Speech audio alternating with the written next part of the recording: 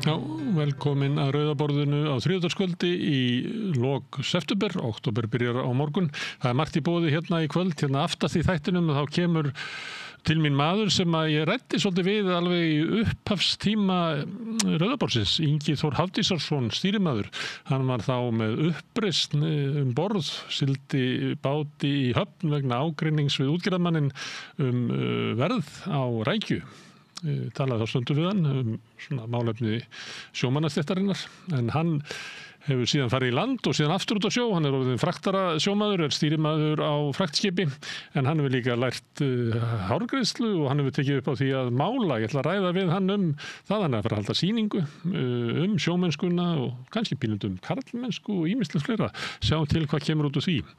Kristján Hreinsson, sem að kallaður hefur verið skerjaferðaskáldið, hann hefur nú búið út í Ítalíu lengi. Hann er að setja frá sér bók sem að fjallar dauðann. Bókin heitir Einfaldar útfarir. Allir velkomnir. María Lilja tekur á móti skerjaferðaskáldinu og ræðir við hann dauðann. Áður en að því kemur að þá mun Björn Þorláks fá hingað Hafdísi Hönnu Ægisdóttur, sem er forstöðumaður sjálfbærnistofnunar við Háskólann, og Halldór Björnsson, sem er fagstjóri veðurs og loftslags á Veðurstofunni. Þau ætla að ræða loftslagsmál, svona hvaða afstöðu Íslendingar ættu að taka miðað við það sem að er framundan. Við höfum nú fjallað svolítið það hérna við Rauðaborðið að hlýnun jarðar gæti leitt til þess að það myndi kólna all ískyggilega á Íslandi ef að þeir heitu straumar sjávar sem að hingað koma myndu hætta að heimsækja okkur. Þá er hér allt annað umhverfi. Við fjallaði svolítið hérna undanfarna daga í fréttunum atvinnuástandið á Húsavík. Þar eru margir sem að mistu vinnu sína vegna lokunar á kísilverksmiðjunni. Sumir eru að hugsa að flytja úr bænum og horfir ekki vel. Björn Þorláks, hann sló á þráðinn til Aðalsteins Árna Baldurssonar, sem er formaður verkalýðsfélagsins á Húsavík, og þeir ræddu svolítið stöðuna, af hverju Húsavík er lent í þessari stöðu og hvað er til ráða. Áður en að því kemur, þá kemur hún hingað til mín, hún Magnea Marinósdóttir, sem er alþjóða stjórnmálafræðingur. Ég ætla að ræða við hana ég veit ekki hvað að kalla það, tilboð Trump og Netanyahu framtíð Gaza, sem að byggir nú að stóru leyti á samkomulagi sem að þeir gerðu árið 2020 og var eiginlega samandregnar kröfur Ísraels stjórnar hvernig framtíð Gaza ætti að vera. Þetta er eiginlega, ef af þessu verður, þá er þetta fullnaði sigur þeirra sem að hafa stundað þjóðamorð á Gaza. Verður við öllum þeirra kröfum og engum kröfum þeirra sem að verða fyrir þjóðamorðinu. Merkileg staða. Þetta eru efni sem við bjóðum upp á í kvöld, margt efni og mikið efni eins og vanalega er hér við Rauðaborðið. Ég ætla bara að minna á það að Rauðaborðið og samstöðin er til vegna þess að það er hluti að áhorfendum og áheyrendum sem hafa ákveðið að leggja okkur lið með því að gerast áskrifundur. Það gefur okkur afl til þess að byggja upp samstöðun og halda henni gangandi. Ef þú vilt slást í þann hóp, þá getur þú farið inn á samstöðun.is, það er hnappur sem ástendur áskrift. Ef þú ítir hann, þá getur þú skráðið fyrir grunnáskriftinni sem er 2.750 krónur á mánuði, sem er mér að þetta sé hlægilegt verð með það efni sem við búum hérna til. Þú mátt borga meira þú vilt, og því sem að kjósi getur látið áskriftin að renna sem félagsgjöldin í alþýðufélagið, en það er mitt alþýðufélagið sem á og rekur samstöðuna. Ég veit að það eru mörg þarna úti sem hafa fyrir löngu ákveðið að gerast áskrifandi en ekki látið verða að því. Þannig erum við nú oft að við gerum ekki allt sem við ætlum okkur, en ef að þú ert einn af þeim, þá hvet ég til þess að kýla á það eins og sagt er og fara strax inn á samstöðun.is og gerast áskrifandi. En við ætlum að skjóta hér inn örstundum auglýsingum og svo kemur hún Magnea Marinósdóttir og við ætlum að reyna að skilja 20 punkta tillögu Trump og Netanyahu sem að þeir kynntu í Hvíta húsinu í gærkvöldi. Húnavellir gistihús. Gisting og tjaldstæði á góðu verði, morgunmatur og kvöldmatur, sundlaug, heitur pottur og íþróttasalur. Tjaldstæðagestir hafa aðgangað öllu sem tilheyrir gistihúsi. Ef þú átt ekki tjald eða svefnpoka, þá höfum við það á staðnum. Upplýsingar í símum 848 7012 og 861 2319. Tölvupóstur hunavellir@hunavellir.is. Samlokubrauð, maltbrauð, tékkneskt brauð, súrdeigsbrauð, brauð ársins, Bernhöfts bakari, íslenskt handverk síðan 1834. Við erum í útvarpinu á FM 89,1.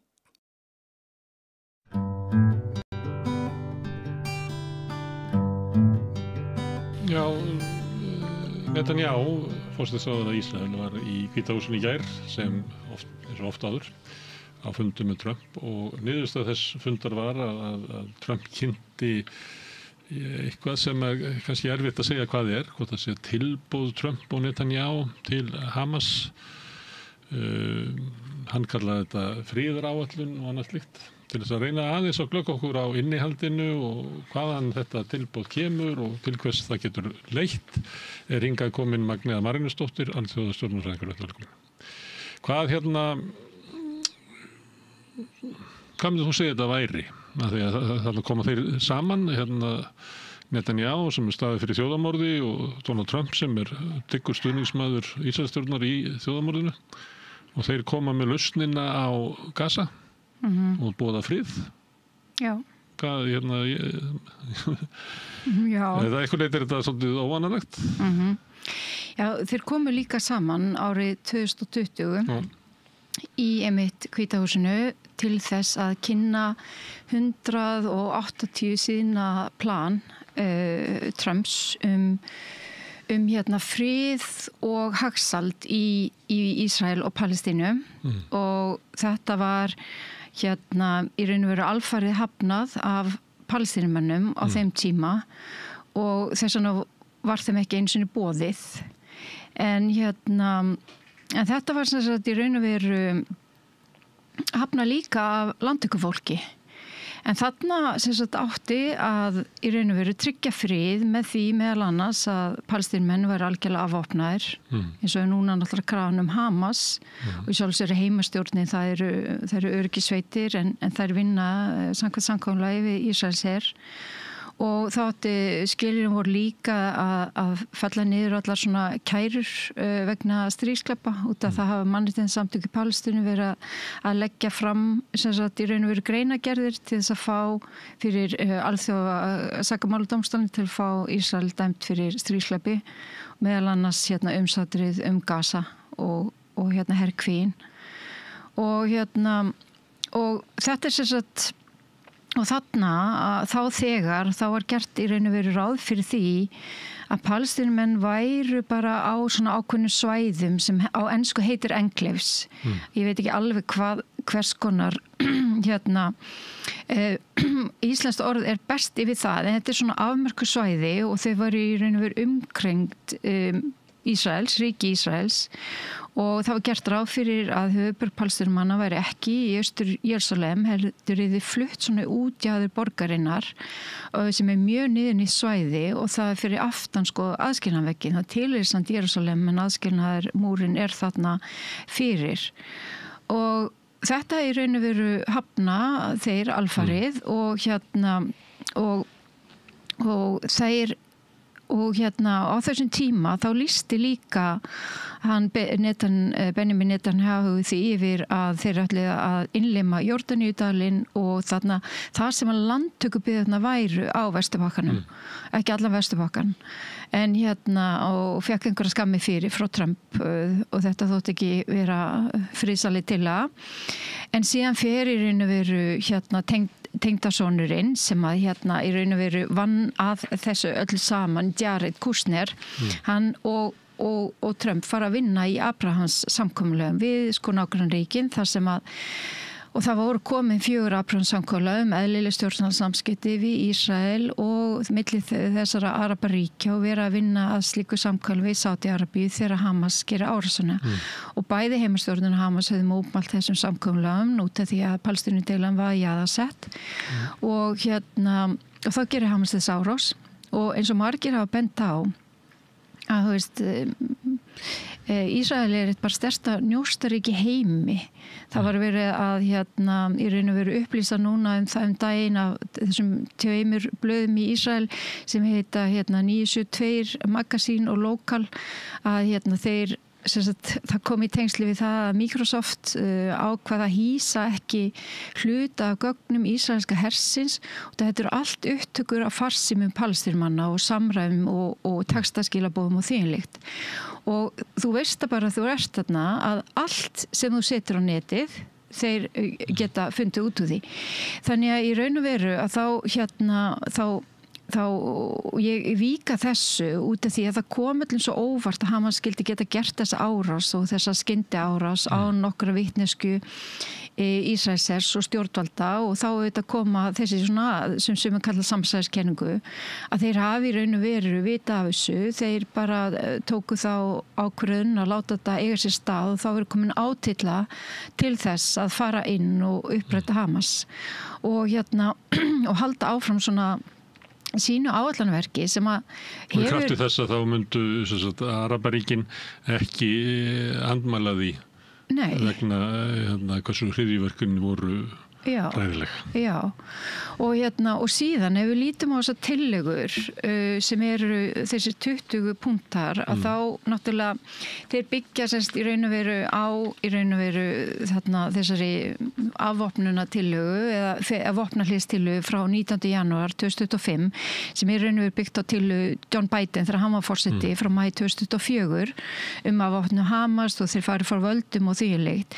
En svo er þetta í raun og veru bara plan sem að gengur og er mjög mikið í takt og það með þess að vitnað í sem sagt friðaráætlun Trump frá árunni 2000 og þarna eru þeir í raun og veru, ég segi þeir, þá er ég meira Trump og Benjamin Netanyahu að ná fram þeim markmiðum sem er allir að ná fram árið 2020 var hafnað af palestínumönnum. Þeir halda áfram með þessum samningum því er hafnað af heimastjórninu og Hamas gerir árásunni og núna er þetta plan komið og í þessu til að mynda plani þessari 20 punkta áætlun að þá náttúrulega er ekkert minnst á Vesturbakkann og það er náttúrulega 20.000 manns búin að missa heimil sín þar út af aðgerðum hersins. Það er ekkert minnst á Austur-Jerúsalem. En Trump tók fram á þessum blaðamannafundi sem var nú eiginlega bara 2 einræður að yfirvöld þar kæmi ekki nálægt þessu. Nei, nákvæmlega. Hann ítti þeim líka frá. Já, og hann náttúrulega gerir í raun og veru í tillögunum gert ráð fyrir því að mér finnst þetta pínlítið svona eins og eitthvað endurhæfingar og uppbyggingaplan en það í raun og veru er gert ráð fyrir því að heimastjórnin farin í nokkurs konar endurhæfingu og auðvitað koma þarna einhverju palestínumenn að en þeir eru ópólitískir og sérfræðingar sem vinna með bæði Trump sem verður svona eins og einhver landherra ásamt Tony Blair og en þannig líka gert reynda ráð fyrir Sameinuðu þjóðunum og alþjóðaráði Rauða krossins sem er jákvætt en hins vegar að þá og vísaði í tillögur Sádi-Arabíu og Frakka sem voru lagða fram í júlí á fundinum sem var haldin að þeirra frumkvæði og samþykta svo af 142 ríkjum í Sameinuðu þjóðunum. En það sem að það sem er það er náttúrulega, það er ekki gerða neina kröfur á hendur ríkisstjórn Benjamin Netanyahus bara herinn fari af svæðinu að uppfylltum tilteknum skilyrðum. Nákvæmlega, en ekki að þessi stríðsglæða og ríkisstjórn og ráðherra sem hafa verið dæmdir þarna eða kærði fyrir þjóðamorð og stríðskapi séu látnir víkja í nafni og í þá friðar. Og því ég sagði þetta að það var ekki gert þar fyrir herinn fari af Gaza eins og Gaza hefur verið skilgreind.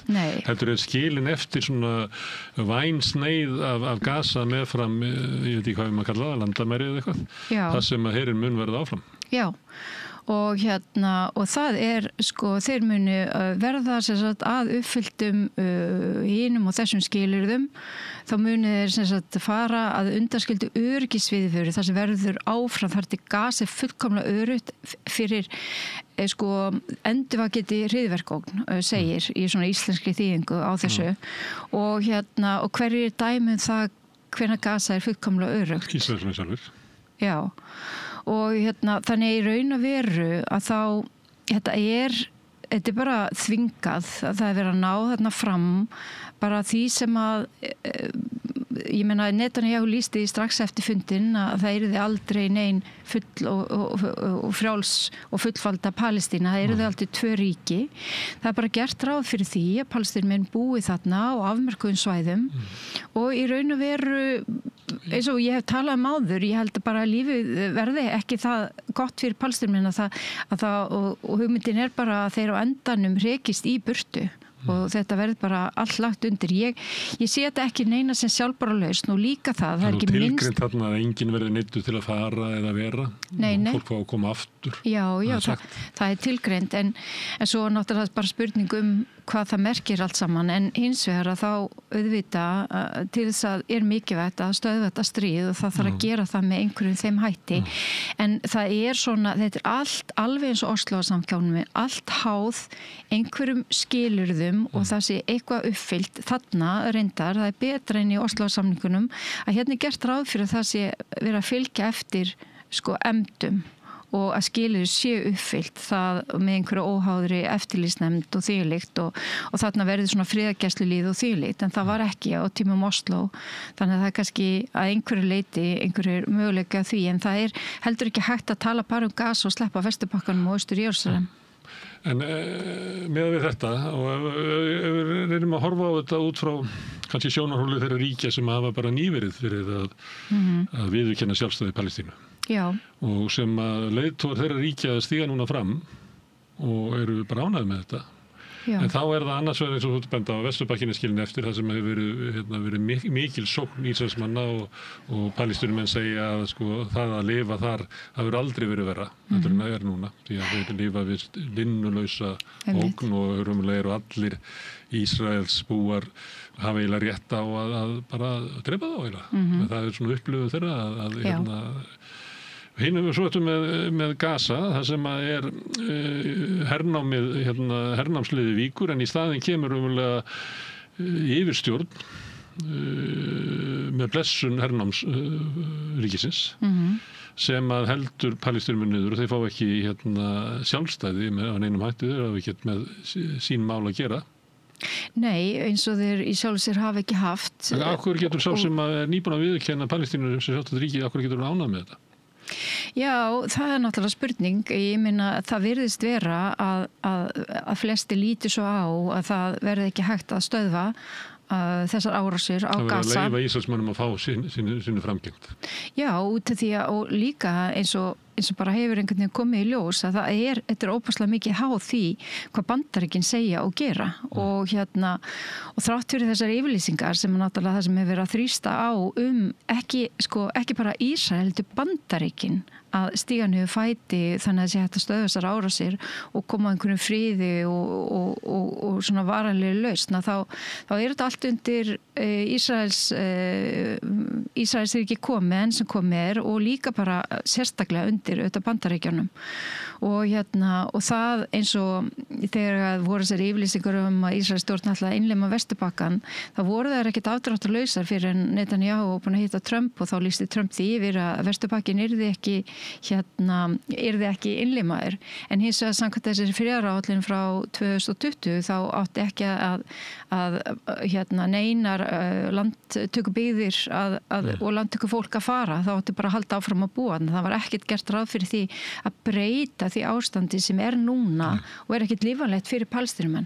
Þar eru 700.000 mann sem að búa á landi sem hefur verið rænt af Palestínu. Já, og líka það er náttúrulega svæðið sem umræðir, það er orðið miklu minna út af aðskilnaðarmúrnum og fleira og þetta er náttúrulega það að bara breyta Palestínu í svona verndarsvæði eins og upp á gamla mátan eins og protectorate. Það sem er þá eiginlega í sögunni helst þetta vísa til verndarsvæða sem að frumbyggjar Norður-Ameríku og hraktir inn á. En það er vísa til dæmis Kosovo og eftir að loftárásir voru gerðir á Serbíu og þessi tilraun þeirra til það sem voru í stríði við Kosovo Liberation Army eða frelsisher Kosovo búa en þetta einhvern veginn eins og þetta lítur út núna er eins og að það hefði verið sko serbar sem voru að reyna að drepa Kosovo albanina hefði verið í raun og veru allt, sko það hefði allt verið á þeirra forsendum í raun og veru. Þeir auðvitað hafa mótmælt því að Kosovo sé sjálfstætt ríki og unnið í gegn því á alþjóðavettvangi en þarna náttúrulega hefur verið í raun og veru alþjóðleg stjórn og svo smátt hafa Kosovo albanir tekið yfir stjórnvöldin og dómstólana og fleira en þarna, þetta allt annað, það sem gerist í Kosovo voru forsendum alþjóðsamfélagsins og Kosovo albana en ekki serba. Ekki serba. Bandaríkjamenn hafa reynt að vera með svona, reyndu það í Írak, ég veit ekki hvernig það gengur, reyndu það í Afganistan. Já. Að velja svona einhverja afgana sem að þeir voru eiginlega bara leppar þeirra, búið til svona leppríki. Nákvæmlega. Og þetta virkar yfirleitt ekki. Nei, þetta hefur mjög skust ekki virkaði ekki í Írak það alls ekki, það bara þvert á móti og þá var náttúrulega bent á það að sérsveitir Saddam Husseins og eina ástæðan fyrir því að þetta fór allt í hundakött var að þær voru leystar upp og þeir bara mistu vinnuna og þeir gengu bara í lið með og stofnu jáfnvel sína eigin uppreisnarsveitir síðan og síðan þróaðist náttúrulega þetta bara yfir í ISIS og DAS í og þeir voru búin að ná yfiráðum yfir þriðjungi af Írak og þá var náttúrulega búið að sprengja líka bara Írak í tætlur. Þarna var Írak var náttúrulega gott menntakerfi og heilbrigðiskerfi og fleira en þetta voru bara rústir einar eftir þessa árás sem náttúrulega var ólöglega á allan hátt út af því að kemur ljós að þetta kjarnorkuvopna með áætlun, hún var ekkert fyrir hendi og þetta var bara í samræmi við það sem að eftirlitsstofnun alþjóða kjarnorkuvopnastofnunarinnar hafði sagt, sko, þeir mælt alltaf gegn þessu. En þau voru samt fram og þeir voru náttúrulega að það var þannig að þegar Írak var náttúrulega efnahagsþvingunum þá voru þau búin að lýsa því yfir að ef að yrði lyft efnahagsþvingunum þá myndu sko frakkar og rússar fá olíusamninga og hverju fengu svo olíusamningana eftir innrásina þá voru Bandaríkjamenn og Bretar fyrst og fremst fyrirtæki á þeirra vegum og þetta virðist bara vera svipað, ég meina að það þarna í tillögunum við þessum 20 punktum þá verið að tala um að það verði uppbygging svona í anda Trumps og þetta verði í anda svona þessara tæknilegu borga sem hafa verið rísa eins og við Persaflóan og fleira sem eru svona einhverjar nútíma borgir með öllum þægindum og ég veit ekki hvað. Þannig að þú veist, þetta bara auðvitað eins og Trump og Tony Blair hafa verið eins og komið ljós, hefði verið voru að tala um Gaza sem baðstandabæ og hefði verið einhverjum hótelbar að skissa þetta upp á einhverjar servétur. Já. Og þá náttúrulega skýtur sko okkur við að þetta búið að kæra Tony Blair fyrir stríðsglæpi eftir út af Írak og ég meina hann eftir því sem ég best veit þá fer hann ekki til Spánar myrkusti út, hann getur bara áttætti á því að vera handtekinn en hann þarna fremstur í flokki með sína Tony Blair Institute eins og heitir og þetta og svo náttúrulega eitt í þessu að þetta allt á forsendum þeirra sem hafa valdið. Palestínumenn hafa ekkert valdi í þessu. Þeir sem hafa valdið eru Ísraelar og Bandaríkin og þetta alltaf forsendu þeirra. Þetta var svona svip og sko Bosníu-Hersegóvína hefur ekki þróast neitt sérlega með jákvæðum hætti til dæmis eftir að þjóðarmorðinu þar lauk og í sjálfu sér þann náði þessar serbnesku hersveitir undir yfirstjórn svo sem Milošević og svo þessar hersveðingar sem voru þarna og þeir náði í raun var 80% af því landi sem að þeir ætluðu sér og þar var stofnað lýðveldi Serba og það búin að vera endalaust togstreita alveg síðan þá en Dayton-samningarnir voru allir gerðir á forsendum stríðsherrana og Bandaríkjanna sem vildi bara ljúka þessu.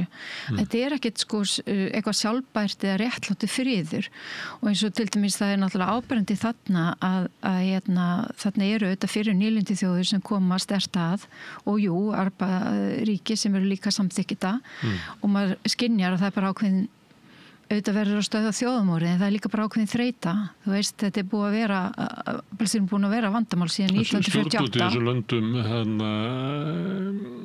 hafa verið tilbúnari til þess að gera samninga við Ísraels menn á þessu forsendum heldur en kannski almenningur í þessu löndum.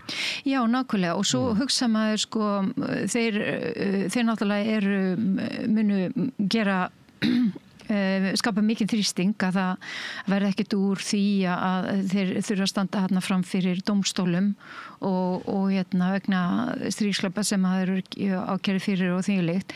En svo líka þetta að sko eins og með Suður Afríku, það var náttúrulega sannleiks- og sáttanefnd og það er ekkert verið að skoða sko, hvernig er hægt að gróa, þetta er svona pínleiti eins og bara eitthvað viðskiptaáætlun, hvernig er rísat upp og þeir bara fá vinnu og þeir megi vera og svo getið þið bara ákveðið líka að fara, Hamasliða megi að fara og njóta friðhelgi eða þeir einhver til í að taka á móti þeim en þeir megi að vera eða þeir ákveðið að vera að þú veist að vera ekki mennan uppreist lengur eða neitt slíkt og en sátta og sannleiksnefnd myndi náttúrulega raunverulega þurfa að horfa sig augu við sko allt ekki bara, þú veist, eftir seinni heimsstyrjöldina heldur bara alveg til 1917 og þú veist, og Bretar sín nýlenduveldi horfast augu við sinn nýlendu arf og líka auðvitað öll afskipti síðan að deilinni.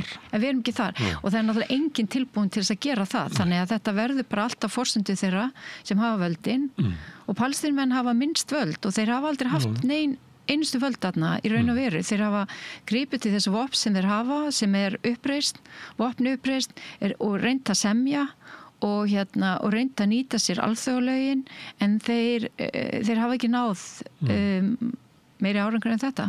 En þetta er samkomulag sem að þeir sjóða saman félagarnir og síðan fer Trump og hendir svona, ég veit ekki hvað þetta segja það, hendir svona beini hinn og þessa til þess að fá það samþykkja. Þeir voru nú að senda einhverja menn til Íran og eitthvað fleira þannig að ýmsir fá eitthvað einhverju fengu afsökunarbeiðni frá Netanyahu og það er til þess að búa til og líklega eru stjórnvöld í þessum löndum sem að telja að það sé hætta á að ástandið á Gaza magnist upp og verði ófriður í þessum heimsluta og hlutur okkar er bara að stöðva morðin. Við erum að stöðva morðin og að reyna að sætta sig kannski við þessa lausn. Sama má kannski segja ríkisstjórnir í Evrópu sem að margir leiðtogar hafa stigið fram og lýst yfir ánægju með þessu, meðal annars Spáni og fleira sem hafa verið harðastir í því að styðja palestínumenn þó að kannski flokkurinn sem er til vinstri í þeirri ríkisstjórn að þau eru ekki sátt við þetta. Þannig að það er svona maður búast við að verði deilt þetta víða. Gagnvart palestínumönnum að kannski er það þannig að einhverjir yfirmenn í Hamas metið að svona við verðum bara að stöðva morðin og við verðum að sætta okkur við þetta og svo kannski getum við unnið út úr þessu seinna. En það er náttúrulega enga líkur á því að palestíska þjóðin eins og hún leggir sig sætti sig við þetta sem niðurstöðu á áratuga sjálfstæðisbaráttu. Nei. Það er bara engin. Nei. Og þannig að sömuleyti það sem að maður svo skrítið að lesa þetta og hlusta svo á þá tvo félaga að þetta hljómaði bara ákvæðir í að horfa þetta er bara eitthvað svona furðuleg óskryggja bara. Já. Þetta er bara eins og þetta sé bara ekki með neinum tengslið raunveruleikann í þessi menn. Nei. Og eins og ég segi, þetta felur í sér eins og ég segi, eins og bara kemur þarna fram og senda heimilsstjórnina nánast í einhverja enduræfingu og þeir bara haldi sig fjarri öllu og þetta er, eins og ég segi, alltaf á forsendum þeirra sem hafa valdsins þannig að sko maður sér ekki að þetta sé eitthvað sjálfbært eða eitthvað sem að geti skilað sér einhverju. En eins og segi, ef þetta sko verður til þess auðvitað að svo er þetta náttúrulega allt gert með hótunum. Það er bara hótað ef þeirra Ísraelar samþykkja 72 seinna ef Hamas er ekki búin að samþykkja þá kláruð aðstöðu við Ísraels ríkisstjórn Benjamin Netanyahu við að klára að uppræta Hamas. Þú veist, þetta er bara þetta er bara svona afakostir. Og það að uppræta Hamas er eiginlega algjörlega innihaldslustal. Það er eiginlega bara að útrýma eða halda áfram með þjóðarmorðið. Já, eins og þeir hafa gert. En rúmlega 80% af þeim sem hafa verið drepnir eru almenni borgarar. Þeir munu halda áfram að svelta fólk. Já. Þeir munu halda áfram að brjóta niður alla innviði, þannig að verða farsóttir þarna. Þeir munu bara drepa þetta fólk. Já, beita mannúðaraðstoð sem vopni og þetta allt á skjön við alþjóðalög. En þetta náttúrulega, við erum að eiga við mann eins og Benjamin Netanyahu sem að, ég heyrði að það var viðtal við Sveinrúnar í Rokklandin daginn, herstöðandræðingar höfðu skipulagt svona einhverja rottónleika gegn eða fyrir friði og svoleiðis. Já, og þá var hann einmitt að minnast þess að þegar sko Rabin náttúrulega skrifaði undir friðarsamningana og 95 var hann skotinn af svona orstakis trúar manni og þjóðurnis sinna. Og það var tvindum eftir að Netanyahu hafði lýsti yfir þegar hann var að byrja í stjórnmálum út, hann fer svo inn í stjórnmálum 97 að þessi samninga væri svik við Ísrael og svik við Guð. Og þessi hugmynd hans svona stóra Ísrael, hún hefur alltaf verið til staðar í raun og veru og þess vegna finnst mér í raun og veru miðað við allt sem að er búið að gerast, þá finnst mér að Ísrael skuli í raun og veru bara ekki þurfa að fjarlæga af svæðinu og þeir bara komið ekki nálægt þessu, að það sé ekki krafan. Bara nákvæmlega eins og Serbar voru náttúrulega ekki með sinn her inn í Kosovo lengur eða Bosníu, eftir að var búið að stöðva stríðið.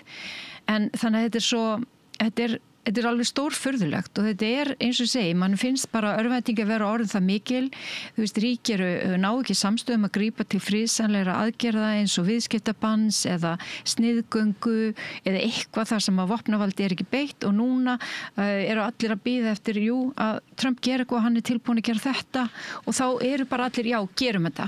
Kannski er það ástæðan fyrir því að Trump... Það er kannski bara eina leiðin akkurat núna, ég veit það ekki. Kannski er það ástæðan fyrir að Trump gerir þetta núna er að hann upplifir að kannski stuðningurinn við Ísrael er að minnka í Bandaríkjunum og meðal annars í revolúnum. Þannig að þetta er síðasta tækifæri hans til þess að þröngva þessu fram sem er umvel bara vilji Ísrael og þetta er eiginlega viðurkenning á því að þjóðarmorð borgar sig.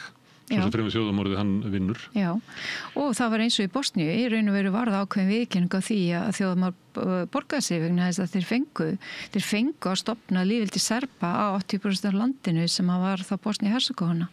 Þannig að það hefur líka í sjálfu sér var líka ákveðin bara, vísbending að það borgaði sig. Já, sem er kannski uppgjöf fyrir þetta svona hard power og soft power, það er ekkert soft power til, hann er bara til hard power og svo sem að beitir hervaldi og nær þeim árangri sem að ísraelski herinn hefur náð á Gaza, hann er sigurvegarinn. Já, akkurat. Og með stuðningi Bandaríkjanna. Það getur vel verið að heimurinn sé svona þess. En það sem kemur manni svolítið óvart eru viðbröðin við þessu, meðan þess var okkar utanríkisráðherra fannst bara að vera ágætisplan. Já, eins og segi, fyrir þeim sem að finnst þetta vera ágætisplan, þá hlýtur þetta vera það að þetta stöðvi þá þjóðarmorðið.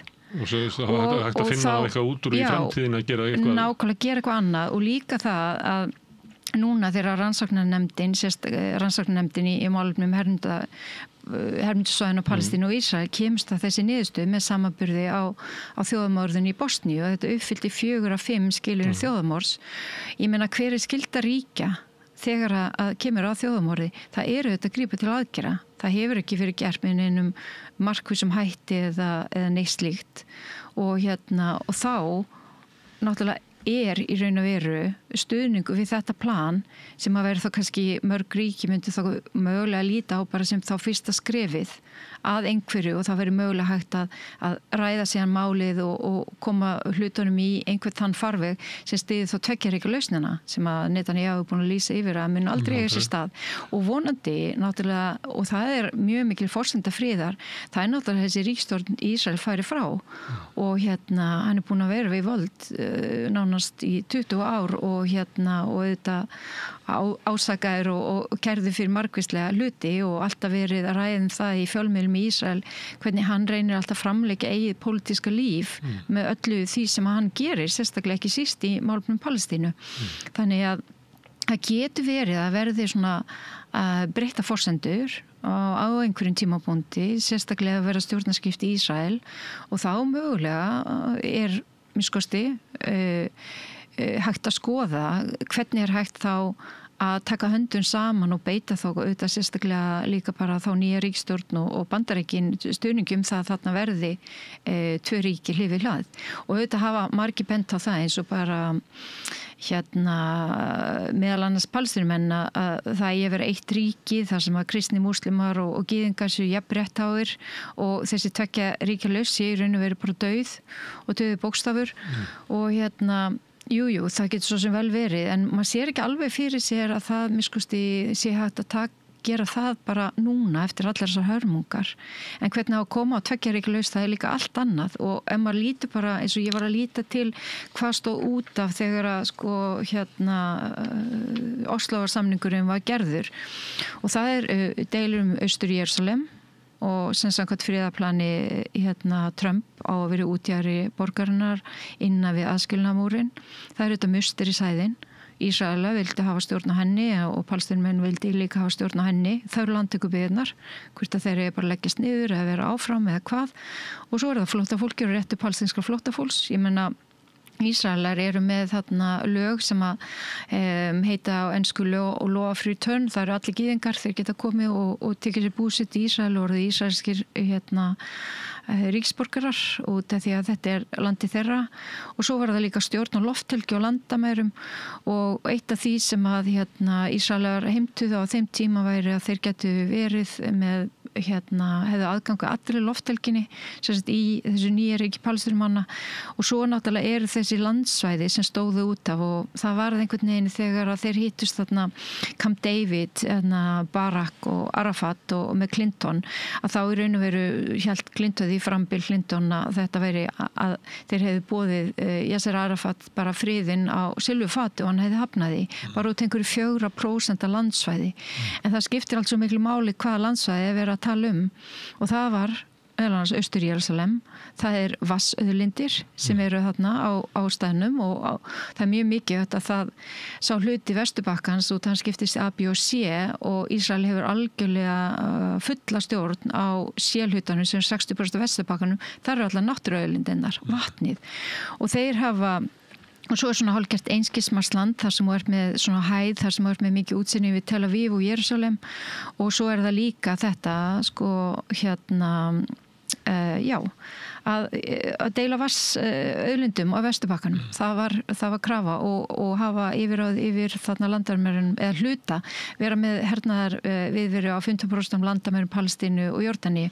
Þetta allt það sem var í raun og veru kom veg fyrir það var hægt að stofna bara ríki Palestínu þarna árið 2000 og það var margt annað sem auðvitað gróf undan þessu friðarsamkomulagi alveg frá því að þetta gekk í gildi þarna þessi 93 og byrjaði raun og veru 95 að uppfylla skilin það var engin sem hafði eftirlit með þessu að það verið uppfylla skilin það var bara haldið áfram að byggja landtökubyggðir Hamas kom þá líka til sögunar og í raun og veru hóf sína fyrsta árið sér áður en að undirritunum samningarna var en í raun og veru frelsishreyfing Palestínumanna ákvað að afvopnast og samþykti það og gerði það í raun og veru 87 og lýsti svo einhliða yfir stofnun ríkis Palestínu en þeir í raun og veru afvopnuðust á fölsku forsendum þegar upp staðið og heimastjórnin að Palestínu hún bara nákvæmlega ræður engu og öryggissveitirnar þeirra palestínsku eru bara í samvinnu með Ísraelser alls konar hluti og það ekkert endilega til þess að vera í eitthvað Palestínumenn, ég menna þeir eru bara algjörlega berskjaldaðir gagnvart bæði ísraelska hernum og eins og flestir ef ekki allir vita og auðvitað landtökufólkinu sem allt vopnað. Þannig að í raun og veru að þeir alltaf var að tala Hamas sem hryðjuverkasveit og þvílíkt, þeir aðhyllast auðvitað svona meira politikal islam, ég menna að þetta var ekki trúarleg hreyfing, frelsishreyfing Palestínumanna, en þetta náttúrulega andspyrnu hreyfing og þetta eina andspyrna sem eftir og hvað sem önnum finnst Hamas og þeirra hugmyndafræði og hvað þá stjórnarhætti að þá þetta eina andspyrnan sem eftir Já. Og andspyrna í svona löndum finnur oft farveg í kirkju eða í trúabrögðum eins og er í Íran eða í Póllandi undir Sovjet og það bara mörg dæmi. Já. Og það er ekkert sérstakt raunverulega við það. En þannig að þú ert eiginlega að segja að þetta er eiginlega lakara heldur en Oslo-samningurinn. Það er ekkert aðdressa því sem það stóð út af. Nei, í raun og veru og þetta friðarplan Trump sem hann er að leggja til, auðvitað hann minnist ekkert á Vesturbakkann en í þessu plani hans frá 2020 að það gera bara ráð fyrir því að allt verði bara eins og það verði allar þessi landtöku byggðir, ég menna 700.000 mann sem eru landtöku fólki á Vesturbakkanum og Austur-Jerúsalem og hann gerir ekki ráð fyrir að Palestínamenn eigi að Austur-Jerúsalem sé höfuðborg þeirra. Hún sé í útjaðri og innan við aðskilamúrin. Hann gerir ekki ráð fyrir því, það er ekki gert ráð fyrir að aðskilamúrin sé fjarlægur. Þannig að þú veist, þetta vita þetta Palestínumenn. Þess vegna eru það andmælsút, þeir taka ekki þátt í þessu en þetta kannski veit ekki allir og mér finnst þetta bara mjög undirliggjandi í þessu plani en ég skil ef þetta er orðið aðalmáli þetta að stöðva þessi morð og hungursneiðina og allt það sem er aflétt af því sjúkdóma og koma upp hreinu vatni og því líkt og en að fólk þurfa að borga þetta sé verði sem að Palestínumenn þurfa að borga. Þetta er ekki besta framtíðaplan fyrir þá, bara þvert á móti. Það eru ríki heims eru að styðja það og náttúrulega mikil meirihluti ríki heims hefur viðurkennt ríki Palestínumanna en hins vegar er talað það þarna í þessu punktum, ég held að það sé bara mjög aftarlega að það gætu skapast skilyrði til þess að búa til ríki Palestínumanna. Þannig þetta er eiginlega tillagan er svo langt frá því sem að flest ríki heims láta sem að sé þeirra stefna nákvæmlega. Máli með því að samþykja það, þá ertu umverulega að draga tilbaka samþykkið þitt Palestínu. Já, og í raun og veru að þá hvað eins og ég hef nú benda áður, þú veist, það voru 87 ríki sem viðurkenndu Palestínu árið 1988 því var mótmælt af Ísrael að ríki Palestínu væri stofnað og af Vestur-Evrópuríkjum, bara flestum ef ekki öllum og af Bandaríkjunum.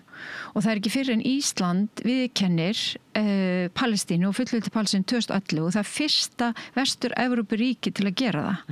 Og Svía kom svo eftir 2014 og sem var alltaf áberandi fannst mér með Svíanátt að þá var ég að vinna í Palestínu og vann fyrir samtök og var mikið að hitta Svía var að þeir tvöföldu bara framlag sitt til þróunamála og svona mannúðarmála en þeir breyttu ekkert orðræðinu í kringum Palestínu. Hún varð ekkert svona hún breyttist í raun og veru ekki og þeir voru held ég bara meira og minna að fylgja Evrópusambandinu þegar að koma orðræðinu og yfirlýsingum þvílíkt. Þannig að þetta náði ekkert alla leið og þetta er alveg rétt hjá þér. Þetta er það er engin trygging fyrir Palestínumenn eitt eða neitt í þessu og þetta er allt háð einhverjum skilyrðum sem eru mjög óljós og hverjir eiga svo að ákveða það hvort þú uppfyllt í skilyrðinu eða ekki, þú veist. Þannig að einmitt, það kemur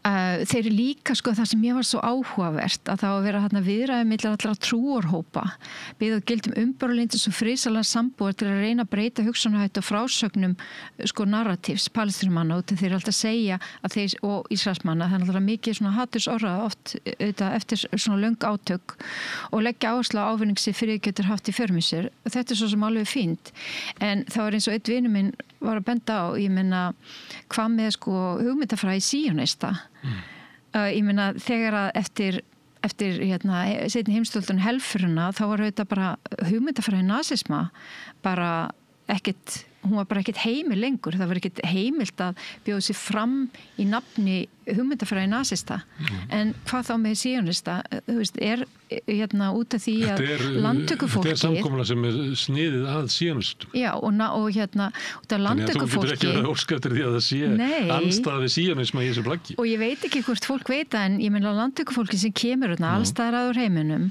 það fær það er efnaðslega hvati til að koma og þú færð íbúð fullt búna og það er rafmagn og hiti og það er öryggisgirðing í kring og gæsla og allt hvaðina og þetta eru allt opinber útboð á vegum ísraelska stjórnvalda og þarna hafa ýmis fyrirtæki og meira sér alþjóðlega líka tekið þátt í útboðum að byggja byggja húsin og leggja rafveituna og hérna vatnslagnirnar og hliðin og allt hveina og samtök bæði Palestínu og Ísrael hafa einmitt beitt sér gegn þessu, meðal annars var Volvo og tímabili að taka þátt í þessum útboðum út að þeir eru með alla vinnuvélarnar og svona og hérna hættu því svo, eftir því sem best veit og hérna þannig að þetta er náttúrulega bara staðan og þú veist og landtökufólk lítur ekki svo á og hugmyndir náttúrulega Netanyahu eru svipaðir stóru Ísrael út af þeir eru ekki að taka neitt af Palestínumönnum, þeir eru bara að taka það sem þeim ber og þetta hugmyndafræðin sem að baki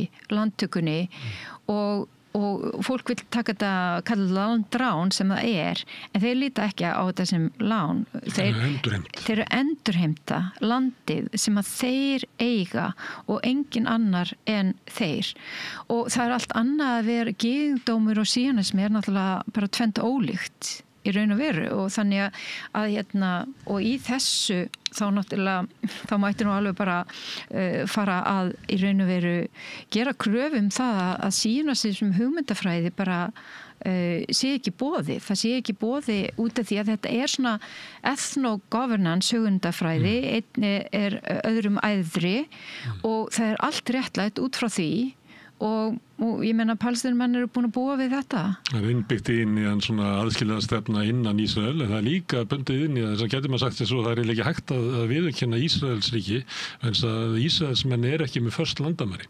Þeir líta svo á að þeim það sé innbyggt eiginlega í þeirra tilveru að víkka út landamæri sín. Þannig að það eiginlega ómögulegt fyrir ríki að viðurkenna Ísrael. Það svo verið að ætla bara að viðurkenna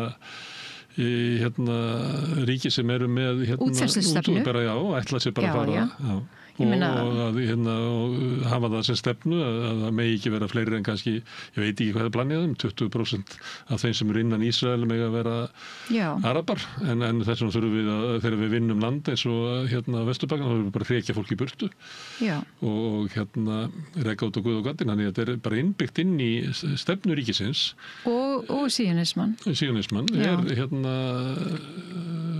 hópmorð og stríðsglæpir linnulausir. Já, akkurat.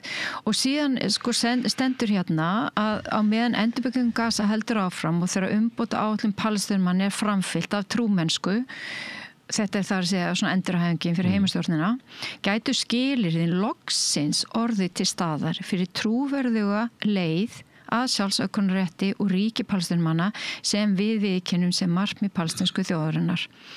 Og Bandaríki munu koma á viðræðum milli Ísrael og Palestínu að koma sér saman pólitískt sjónarhorn fyrir friðsamlega og farsæla sambúð.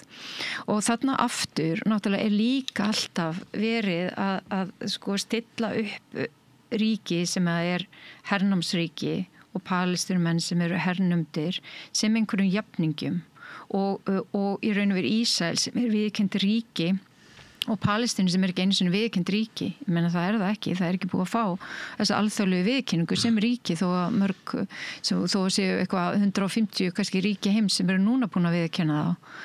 Og þannig að, og ég veit ekki, hefur auðvitað viðurkenning ríki eins og Ástralíu og Kanada og ekki síst Bretlands eitthvað vægi, en á sama tíma það hugsa maður auðvitað eins og mjög margir og segir það bara upp á, þetta ekki aðeins of seint og lítið, ég menna. Og líka kannski merkingalust, því að ríkin hegða sér með nákvæmlega sama hætti og meðal annars eru mjög ánægð með þetta plan. Já, og þetta bara einhver friðþæging út af því að almenningur og allstæðir í öllum þessum löndum eru þetta búin að vera að mótmæla. Stjórnmálamenn eru bara í einhverju öðrum veruleika má segja og þetta náttúrulega hefur líka bara undirstrikað í raun og veru hversu það svona nánast óhugulegt hvað Bandaríkin eru með mikið völd og hvað margir eru háðið þeim og út af því að það voru þetta Bandaríkin sem stöðuði þjóðamóður í Bosníu og tilraun til þess í Kosovo en þarna eru þeir náttúrulega eiginlega beggja megna borsins þeir selja vopnin og styðja Ísrael og þeir eru líka að reyna að stilla til friðar og fá Palestínumenn til að samþykja eitthvað sem að þeir vil ekki samþykja út af því að það sjá allir að þetta ekkit björt framtíð fyrir Palestínumenn. En þeir birta myndir af hvernig Gaza getur litið út í framtíðinni, Gazaborg og verið með svona lestir og hlera sem ekki eins og í Bandaríkjunum, sko. Og þeir stilla þessu upp og þetta svolítið svona, ef þú fellar fram og tilbúið mig þá færðu þetta. Já. Þetta tilbúð sem þeir hafa verið með í Afganistan og Írak og mjög víða og það aldrei gengið upp og það sem að, miðst eiginlega mest sláandi að þannig var verið að kynna einhverja lausn sem á sig bara eiginlega enga stoð. Það getur hvernig fundið í sögunni að eitthvað svona fyrirbrigði gangi upp.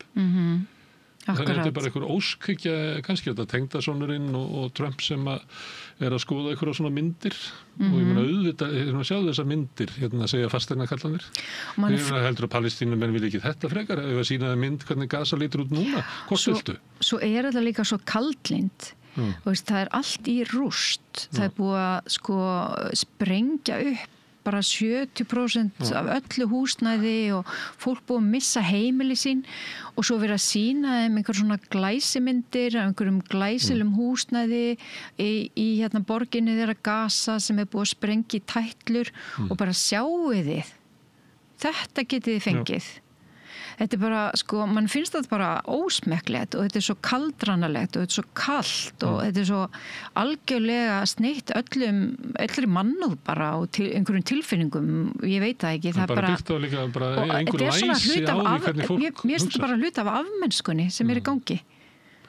Það svona kannski, maður getur kannski ekki kvartað yfir því að Trump og Netanyahu komist þessa niðurstöðu. En ég var svolítið hissa hversu fljótt allir stukku til og fögnuðu þessu. Því að mér finnst þetta að vera viðurkenning á þjóðamorðinu. Það sá sem að fremur þjóðamorð, hann á að vinna. Og mér finnst það bara... En hvað þýðir þetta fyrir öll ríkin? Kannski heimurinn svona, ég veit ekki. Nei, en hvað þýðir þetta fyrir öll ríkin sem að samþykkja þetta og stökkva á þetta og segja frábært? Það þýðir að þau þurfu ekki að ná samstöðum neina aðra aðgerðir. Nú verður þetta bara stöðvað og þau eru, eins og maður segir á ensku, off the hook. Þau þurfu ekki að ná samkomulagi refsaðgerðir, viðskiptabann, sniðgöngu, Eurovision, allt það sem búið að þvælast alveg rosalega mikið fyrir fólki og að útiloka bara til dæmis Ísrael frá þáttöku í alþjóðlegum íþróttamótum og söngvakeppni og hleypa bara ferðamönnum ekki inn í landið og máli það að það sem að fólk nota líka segir já þetta bitnar á saklausu fólki en það fullt af Ísraelum sem að segja bara heyrðu bring it on eða þú veist láta ykkur bara beitið þeim að tólum og tækjum sem þið hafið. Þetta eina leiðin til að stöðva þú veist að ríkisstjór sem við erum ekki hlind og við erum ekki hlind því sem í gangi. Auðvitað hafa skoðanakanir sýnt að það þó nokkuð mikið stuðning við almennt aðgerðir og það líka bara út af því hvernig fólk innrætt að þetta þeir séu bara endalaust í að reyna árásum og þvílíkt en það sama, það náttúrulega alveg líka dálítið stór hluti sem að bara ég menna eins og B'Tselem samtökin þau eru bara búin að leggja fram kæru og hendur eigin ríkisstjórnar fyrir þjóðamorð og það fólk sem að hvetur bara í raun og veru Vesturlönd og aðra að stíga í lappirnar og beita Ísrael viðskiptaþvingunum og sniðgöngu en það ekki gert, þannig að allir sem að nú eru bara allir í raun og veru ánægð með að Bandaríkin eru tilbúin að gera þetta þá þurfa þeir í raun og veru ekki að gera annað en að styðja þá með einhverjum hætti það sem í gangi fjárhagslega eða koma með einhverjum hætti að þessu og þá og auðvitað vilja allir stöðva morðin þú veist það bara þannig ég menna utanríkisráðherra Íslands bara hún var klökk þegar hún flutti ræðu á allsherjarþinginu og fólki finnst þetta auðvitað óæsættanlegt og þetta leiðin án þess að aðrið þurfa að gera mikið annað heldur en bara samþykja planið en þarna hafa þeir tveir eru þeir að ná sínum markmiðum Netanyahu og Trump og að bakvið þetta svona business plan þetta nú svona það í Keldnalandið, ríkið ætlar að láta Keldnalandið undir það að fjármagna borgarlínu. Þetta svona verkefni. Það var að nota land þarna sem á að selja einhverjum ríkum köllum sem að koma þá einhverju peningar og þá sé hægt að aðstóða við einhverju uppbyggingu. Þannig að þetta svona businessplan líka. Einmitt. Og það er verið að reka ríki eins og bara einhver fyrirtæki. Já, og það það sem að manni finnst mjög hvað maður segja, hvað orða maður nota svona óþægilegt lýsir því ekki nógu vel en það það er eitthvað mjög kaldranlegt við þetta allt saman og það einhvers skortur á virðingu fyrir palestínumönnum augljóslega í þessu öllu saman. Já, þú nefndir svona mismunandi sjónarmið innan Ísrael og stundum endurspeglast þau inn í blaðinu Haaretz, þeir voru með í dag. Já. Sömuleyti, af því að það er allir að horfa á þetta og það er allir einhvern veginn fá sitt út úr þessu og þeir sögðu þetta gæti leitt til þess að ef þetta verður niðurstaðan að þá sé raunverulega ekki stætta á öðru heldur en að hafa kosningar fljótlega, því það er ekki hægt að hafa kosningar á meðan að átökin eru og þar sem að þau eru að vonast til að þá bara í aðdraganda þeirra kosninga muni kannski snúast eitthvað annað en þetta og þá sé þetta vera að kjósa spillingu Netanyahu og eitthvað fleira sem þá svona kröfur venjulegra manna í Ísrael hvernig samfélagi að vera. Já. Og maður sá það strax að þarna var komið svona von. Já, og komunum frá völdum. Og þarna verið enn hópurinn sem til í að bara fórna palestínumönnum og þeirra hagsmunum. Alveg eins og stjórnvöld í Arabalöndunum eins og Evrópuþjóðirnar, ekki Evrópuþjóðirnar, heldur leiðtogar stjórnmálastéttin í Evrópu. Endurheimta bara eðlilega lífið sitt sem samkvæmt minni reynslu. Þú getur búið í svona algerri búblu og það var mjög merkileg upplifun einu sinni þegar það var í aðdraganda loftarásana eða fyrst kom auðvitað Hamas og svo voru loftarásir en það er alltaf sama munstri. Það er nefnilega út af því að fólk kannski átti sig ekki að því en fólk alveg síðan að Fatah og Hamas tókust á þarna eftir kosningarna 2006 og Hamas tók völdin á Gaza og heimastjórnin var á Vesturbakkanum. Það er reynt að ná samkomulagi og svona einhverju einingu og stemt að því að halda þá kosningar aftur og hvert einasta skipti sem að eitthvað slíkt var í burðarliðnum þá ég ætla bara að segja það, þá kom friðarspillirinn Benjamin Netanyahu og það voru fyrst alltaf svona einhver augranir á Vesturbakkan, eitthvað sem gerist þar. Síðan fór þetta yfir í Austur-Jerúsalem og eitthvað gerist á Mustersvæðinni og þá skaut Hamas flaug út að það var óásættanlegt. Hún náði bara rétt yfir landamærin, maður heyrði allt Eskalón í fréttum og þvílíkt út af því að það er þorp eða bær sem er þarna rétt hjá og síðan gerði Ísraelsir árásir á Gaza og þær hafa alltaf stigmagnast og orðið verri og líka skotmörkin hafa mjög mikið breyst. 2008-2009 voru þau meira hernaðarleg, svo verða þau meira mæli borgarleg 2014 og svo náttúrulega kemur 2021 og svo 2023 og þetta er náttúrulega mislangt en 2014 þá voru þetta mjög alvarlegar árásir sem voru gerðar. Og þá fær maður öryggisskilaboð í síman og þau koma frá Sameinuðu þjóðunum og maður fær kannski svona 40 skilaboð í síman og svo fór maður fór til Ísrael, maður fór til Tel Aviv og Jaffa og var líka að hitta fólk þar og einu sinni þá einmitt var ég í Tel Aviv og það er bara gott veður, allir að labba með hundarinn sína að drekka bjór á ströndinni og ég fæ hvers skilaboð að fætur öðru ástandi á Vesturbakkanum og ekki fara þarna, það eru skærur þarna, það eru árásir þarna, svo kom alltaf situation back to normal eins og væri eitthvað eðlilegt við þetta og þetta gerðist og fólk var bara að spóka sig og hafði enga hugmynd hvað var að gerast. Það Vesturbakkan náttúrulega er algjörlega lokaður fyrir Ísraelsmönnum. Það eru stór skilti og það er bara varða við lög og stranglega banna að fara inn. En auðvitað hermennindin sem fara þarna, þeir sjá þetta og sumir þeirra náttúrulega bara forherrast í þessari afstöðu gagnvart palestínumönnum og þeir séu bara nánast eins og skepnur og eigi ekkert gott skilið en aðrir, þeim auðvitað misbyður og Gideon Levi er náttúrulega einn þeirra eins og blaðamaðurinn Haaretz sem var talað sem hattaðasta mann í Ísrael út af því að hann tala svo og skrifa svo mikið hernámi og gegn því og svo eru svona eins og fyrrums hermenn sem hafa stofnað samtök sem heitir Combatants for Peace eða svona, hermenn fyrir friði og friðarins hermenn eða eitthvað slíkt og þeir eru bara berjast gegn hernáminu og það gerist eftir að þú ert búin að gegna herþjónustu og þannig að þessar raddir eru alltaf veikar og veikar í Ísrael. Já. Ég held að er það ekki óskikja að halda það að þessar raddir muni ná einhvers svona völdum í Ísrael og Ísrael snúi af braut síónisma, er það ekki það er líka verið að tala meiri óskikja heldur en að Trump er að flagga. Já, það er líka að tala það að mjög margir sem eru auðvitað frjálslyndir, þeir þeir reyna bara að komast burtu frá Ísrael. Ég meina, ég satt eins og hliðina á gyðingi í flugi og fjölskylda hans hafði flúið frá Spáni, gyðingar, yfir til Marokkó, byggu þar og við stofnum Ísraels þá flytur fjölskyldan og hann sem barn. Og svo átti hann börn og þau voru öll erlendis að nema og hann óskaði þess fyrir þeirra hönd að þau myndu aldrei þurfa að búa í Ísrael. Út af því að þetta var lífið í Ísrael náttúrulega alls ekki eins og þau gerðu ráð fyrir og þetta öryggi og sem að auðvitað margir gyðingar voru að sækjast eftir og þrá og en bara hún fannst líka það var bara út á stjórnmálunum og öllu því sem var alltaf að eiga sér staðarna sko. Þannig að þeir sem hverjir eru þá eftir það eru fanatíkarnir aðskilnaðarstefnunni og viðhalda landráninu já, síanistarnir og landtökufólkið og þvílíkt sko.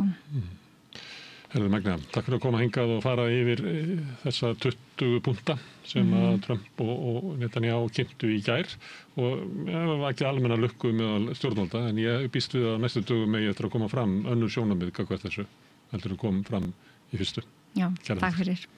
En við ætlum að sitja hérna áfram við rauða borð, við erum alltaf að reyna að skilja hennar heim sem við lifum í, næsti kafli eftir augnablik. Kennarar eru þrefalt líklegri en ófaglærðir til að halda áfram í kennslu. Börnin okkar eiga skilið fagmennsku og stöðuleika. Fjárfestum í kennurum. Kennarasamband Íslands.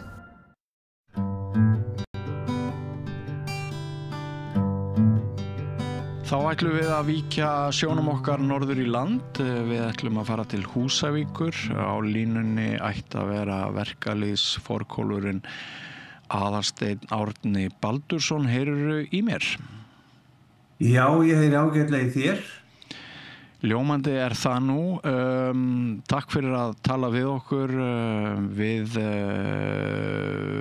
ætlum að ræða við þig það sem að ég held að megi kalla atvinnukrísu á Húsavík í kjölfar þess að kísilver PCC á Bakka er vægast sagt valt í sessi og óvíst hvort það opnar aftur og það voru viðtal við í Morganum í gær þar sem þú sagðir að fólk væri byrjað að flytja úr bænum og þú kvartaðir undan því að það væri ákveðið svona áhuga leysi hjá stjórnmálafólki gagnvart þessari stöðu. Hefur eitthvað gerst síðan þú lýstir þessu álitið þínu í gær? Sjálfum sér ekki, það er bara það sem að vekur greiðlega athygli hjá okkur bara þetta áhugaleysi stjórnvalda og ég veit vel að einhver hafi verið í sambandi við sveitarstjórnina og sveitarstjórnarfólk en við erum mjög innvirkli inn í þetta, við erum náttúrulega komið sterkt að þessu og erum þarna með síðan við skoðum að fóra að halla undan fæti þá vorum við með 133 starfsmenn af svona 140-50 þannig að þetta vegur þungt hjá okkur, starfsmenn eru að koma hér niðurbrotnir og við erum að leita ýmsa leiða til þess að hjálpa, það var þetta atvinnu og við fengum hér Vinnumálastofnun til að koma hér og ræða við fólk og annað þannig að við erum í þessum björgunaraðgerðum og vorum svona að reyna að kalla eftir því að pólitíkin kæmi að þessu með okkur en því miður þá get ég bara staðfesta hér að ég fekk hérna frá 4 þingmönnum og sem að svöruðu kallinu það er allt eins, bara takk fyrir brýninguna, sjáumst síðar, eitthvað svoleiðis, þannig að það er eins mikið áhugaleysi svo hægt er að hafa, því miður. Ég skil, þannig að það er engar góðar fréttir síðan þessi ummæliðin fjallu. Nei. Hvers konar störf er að ræða? Getur þú skilgreint svona þorra þeirra starfa sem að hafa tapast þarna í verksmiðjunni? Já, það er þannig að þetta er nefnilega alveg sama hvað menn hafa getað haft skipta skoðanir á atvinnulífinu og það er alltaf þannig að sumir vilja flytja inn allar landbúnaðarvörur og meðan aðrir vilja halda í íslensku landbúnað og aðrir vilja ekki sjá álver eða kísilmálmverksmiðjur í Íslandi og þetta er allt svona og sumir vilja ferðamenn og aðrir ekki en það er bara þannig með þennan vinnustað, þetta er gríðarlega mikilvægur vinnustaður, þetta er vinnustaður sem telur 150 starfsmenn og hefur gert það og þarna er fjölbreytileg flóra starfsmenn með ólíka menntun, allt frá því að vera almennir starfsmenn, verkamenn og aðrir og upp í það að þetta bara hámennta fólk, efnafræðingar jafnvel og viðskiptafræðingar og alls konar fræðingar. Þetta alveg fullt af velmenntuðu fólki sem þarna starfar og annað líka að sko meðallaunin í Vestmannaeyjum hafa verið í kringum 1 milljón. Já. Og við sjáum það bara ekki víða svona laun á svona vinnustöðum og á landsbyggðinni og þó víða var leita eins og höfuðborgarsvæðinu og síðan erum við sennilega svona, ég var að taka þetta saman í morgun að við erum með félagsfund í dag atvinnumál, fáum góða gesti á þann fund eins og Kára forstjóra PCC þá bara sko erum við með einhvers konar 40, 30, 40, 50 störf sem eru beint inn á iðnaðarlóðinni frá undirverktökum sem eru bara sem vera að úthýsa störfum til hagræðingar hjá fyrirtækinu þannig að þetta bara öll flóran af störfum Já, og þetta fólk sem að kaupir í matinn í sinni heimabyggð á húsnæði eða nýtir húsnæði með einhverjum hætti og þegar þú segir að fólk sé að byrja að flytja úr bænum hver framtíð Húsavíkur að óbreyttu ef allt liggur í láginni og ekkert kemur í staðinn? Já, sko, ég ætla ekki að hugsa til enda vegna þess að við höfum náttúrulega áður þurft að þola ýmis áföll bara eins og aðrir hafa þurft að gera og ég nefni nú bara þegar Vísir í Grindavík allt í einu lokaði einn góðan veðurdag og bauð fólki bara að setjast upp í rútu og flytja til Grindavíkur og allt það var 2014 það ekki? Jú, eitthvað svoleiðis og þá 1. maí meira segja, þannig að það var eitthvað sem fór illa í mig og allt þetta. Þannig að við, sko, þetta bara mjög alvarlegt en það þannig að það býr mikil orka í Þingeyingum og við erum ekki þekkt fyrir það að gefast upp og við erum með alveg, sko, frábært svæði. Við erum með, hvað sem það sko, náttúruperlurnar sem við höfum eða bara náttúruauðlindirnar sem við höfum. Við erum hér með mikla orku og Þeistareykjum og Kröflu og Laxavirkjun og heitt vatn, kalt vatn. Og það bara þannig að það eru mörg fyrirtæki sem eru núna og hafa verið með til skoðunar að byggja hér upp og hvort sem það fiskeldi í landi eða Carbyggð eða hvað þetta heitir alls saman Heidelberg eða gagnaverin og hér til dæmis þykir þetta svæði mjög gott fyrir gagnaver, það kulið í sjónum og vindurinn, norðanvindurinn sem að gera það verkum þannig að það alveg reglulega svona sendinefndir að koma með ýmsar hugmyndir og þannig að það engin uppgjöf í okkur. Eins og segir, sko, það þvílík orka í mannfólkinu hér í Þingeyjarsýslum og það þarf bara að virkja hana en til þess að það sé hægt þá verður við náttúrulega að hafa eins og með Þekki og Britsinu, sko, með það að hafa einhvern meðspilara og eitthvað svoleiðis að það þarf við náttúrulega að hafa og finna fyrir skilningi hjá pólitíkinni að vilja vinna með okkur og það eitthvað sem ég líst ekki á eins og búið að vera undanfarið og en þessi mál verður til umræði hjá okkur síðar í dag að félagsfund og ég vona að vera bara vel mætt á þann fund. Já, mér finnst nú mjög gott að þú skulle draga Britspilið inn í þetta. Já, gera þín vegna. Húsvíkingar eru kannski á hættu ef þú þekkir nægilega vel í Britspilinu til þess að vita hvað það Já, það reyndar góði Britsar að koma í hérna en það alveg rétt og það líka það sem að þegar við erum ég að tala að við séum og ég og við séum að taka á móti fólki þá sko fólk að missa vinnuna og það nefnilega ég held ég ólígin ég held að sé við 90% af öllum sem vinna þarna eru bara með lögheimili hér eru annarkvort búin að vera að kaupa sér húsnæði eða eru á leigumarkaði og auðvitað kemur þetta virkilega illa við þá aðalega sem hafa verið að kaupa hér húsnæði og sér framtíðina fyrir sér hér að missa síðan og lífið blasir við og framtíðin að lenda fyrir þessum lendi í þessum aðstæðum og þannig að við erum svolítið í þessari áfallahjálp þessa dagana. Já, þú segir og maður hefur svo sem oft séð fréttir af því að það áhugi hjá fyrirtækjum að koma þarna hefur ekki leitt til niðurstöðu kannski en svona, mér langar aðeins að spyrja þig Hver svo staða uppi að þér sýnist að stjórnvöld þyrftu að íhuga einhver sértæk úrræði fyrir byggðina eða hvernig myndirðu vilja sjá pólitískan stuðning við þitt byggðalag sem stendur? Já, ég held að það eru rétt fyrir, ég held að þurfi bara sérstakann stuðning sem að getur reynda bara falist í því meðal annars að breyta hér ákveðnum skattalögum og reglum og ég veit að líka það núna í október, það ríkisstjórnin eða stjórnvöld sett á laggirnar, hvort sem það forsætisráðherra stjórnvöld sett á laggirnar nefnd sem átti að fara yfir þetta áfall og þeir hófu störfi í heldi bara hreinlega í voru, allavega kölluðu þau mig fyrir ég var kallað fyrir nefndina fyrir einhverjum 2 mánuðum held ég, eða eitthvað svoleiðis og svo nefnd á að skila af sér núna held ég í október, ég held að átti að gera í september en því að verið frestað núna fram í október en það hefur komið áður fram í samtölum eigenda og stjórnenda hjá PSC að það ekki þægilegt að það náttúrulega margt í þessu en eitt af því það að það stríð í þessum blessaða heimi og sem hefur gert það að verkum að það ekki bara stríð á landi og lofti og sjó heldur líka í varðandi efnahagsmálin og í alls konar tollamálum og við þekkjum það í gegnum Trump og það sem hefur verið gerast í Evrópu þar sem að menn hefur verið að setja alls konar tolla sem hefur gert framleiðslunni hér mjög erfitt fyrir því að mest af þessu hefur farið út og síðan náttúrulega enn og aftur það heimsmet að talandi kolefnisspor og annað enn og aftur þá sé að þannig að menn séu, við erum með fríverslunarsamningu í Kína og það að menn séu að flytja inn málm frá Kína út af þessu tollfrelsi til frekari vinnslu á Íslandi þar sem Vestmenn og Bakka getur sinnt öllum álverunum á Íslandi og þetta mjög ójafn leikur fyrir PSC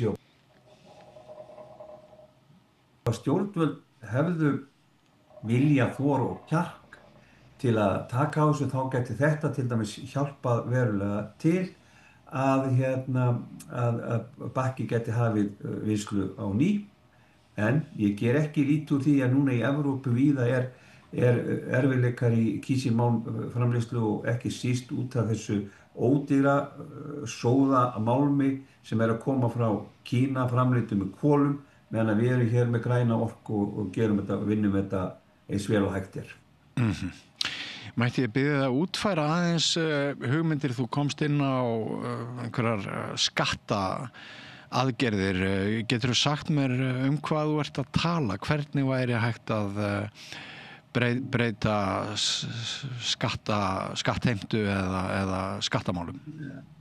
Ég ekki að tala skattan. Þú ert að miskilja mig, ég ekki að tala skatta, ég að tala tollamálin. Hafi ég sagt skatta þá var það mismæli á mér en okay. Ég að tala tollamálin. Ég að tala að stjórnvöld koma að því að yfirfara tolla og sem að þeir stjórnendur og eigendur PSC hafa endalaust verið að benda á en þeir hafa og meira sér búin að kæra þennan mismun sem að þeir búa við og það einhvers staðar í ferli sem ég veit ekki hvar en þeir geta svarað því sjálfur en svo þegar við erum að tala svona mikilvægt fyrirtæki sem að því að fasteignaverð á svæðinu fer rosalega eftir hvernig ástand í atvinnulífinu og fasteignaverð hefur rauk hér upp og allt í einu fóru menn að fá þokkalegt verð fyrir sínar eignir eftir að það var svona blómlegt og gott atvinnulíf og svo það þannig að svona fyrirtæki ég held að þeir hafa borgað á síðasta ári 24 þá borgaður 3,7 milljarða bara svona í gjöld og svona skatta og til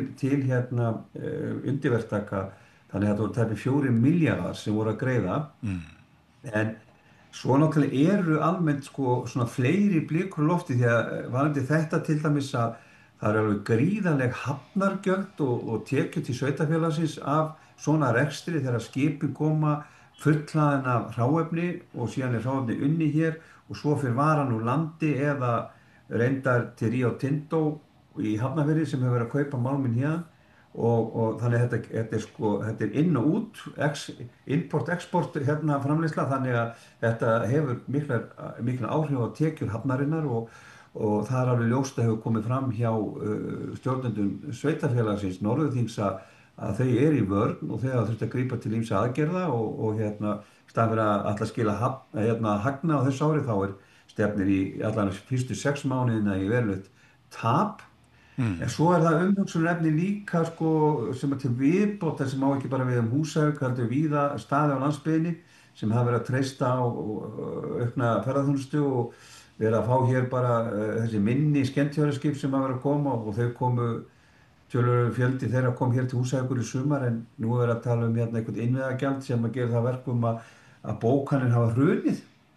Ekki verður það nú til að bæta stöðuna hjá okkur hér eða annars staðar á landsbyggðinni ef það gengur eftir þetta innviðagjald verður tekið upp og gjöld á skemmtiferðaskipin sem að skila okkur alveg rosalega miklu svona í almenni þjónustu, veitingastaðir, önnur þjónustaðar, bílar og hitt og þetta. Þannig að það hjálpar ekki til. Nei, ég heyri það að umræðefnin þegar þetta er ekki kaffi í Húsvíkinga núna, þau snúast ekki bara það að Play hafi fallið. Sko atvinnusagan þarna á Húsavík, hún hefur, þetta eru nokkur áföll sem hafa dunið yfir, þú myndist þarna á Vísi 2014. Það hafa áður verið gerðar tilraunir með vinnslu sem ekki hefur haldið út, svo sem parkettið á sínu tíma manni eftir. Ég náttúrulega bjó þarna fyrir norðan og skrifaði heilmargar fréttir á sínu tíma atvinnulíf á Húsavík. Þetta er búið að vera svolítið ströggl, er það ekki?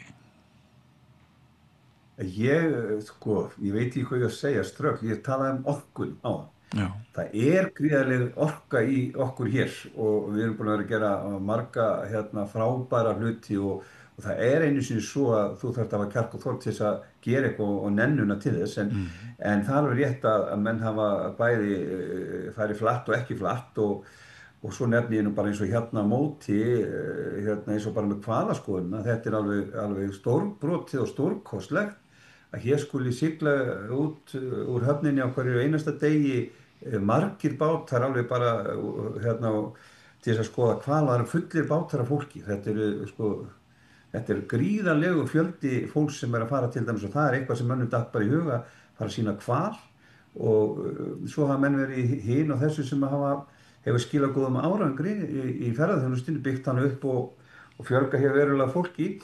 Þannig að en auðvitað inn á milli eru áföll og hittir náttúrulega eins og var með Vísi, það náttúrulega var bara, þetta var eitt besta rekna og besta frystihús landsins en samt sem að var því lokað og væntanlega vegna þess að bankinn kallaði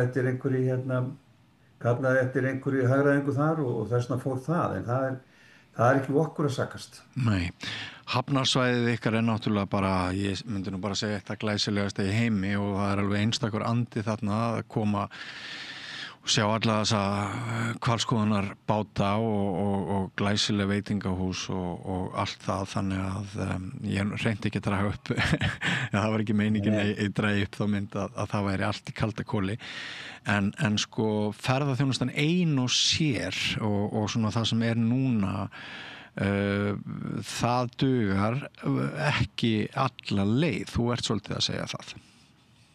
Já, það ég bara að segja það en svo náttúrulega talandi þetta líka má ekki gleyma því að sko það er búið að bullandi uppgangur í fiskeldi eins og í Öxarfirði og sem skiptir gríðarlega miklu máli og við Kópasker og í Keldukverfi og ég var einmitt búin að vera gestur núna bæði í Keldukverfi og í Öxarfirði hjá Samherja þar sem að verið að opna stærri og öflugri framleiðslu starfsemi eða var auka sína starfsemi og það er bara gaman að fylgjast með þessu þannig að það er bullandi uppgangur á þessu sviði og þannig að þetta og svo er hér mjög sterk opinber þjónusta og Það verður að tala að Jón Gunnarsson vill að þið fáið yfir sýslumann til Húsavíkur, þér líst væntanlega vel á það?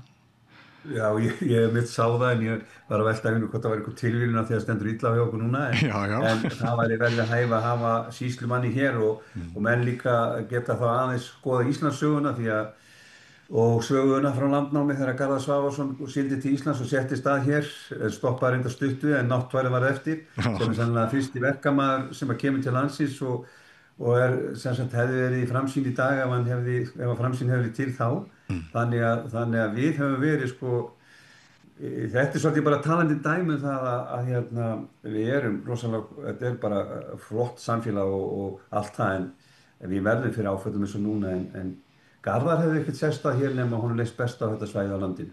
Nei, og náttúrulega 150 störf væri stóra áfall jafnvel á höfuðborgarsvæðinu, þannig að skalinn á þessu er rosalegur. Við áttum held ég okkur vel á því.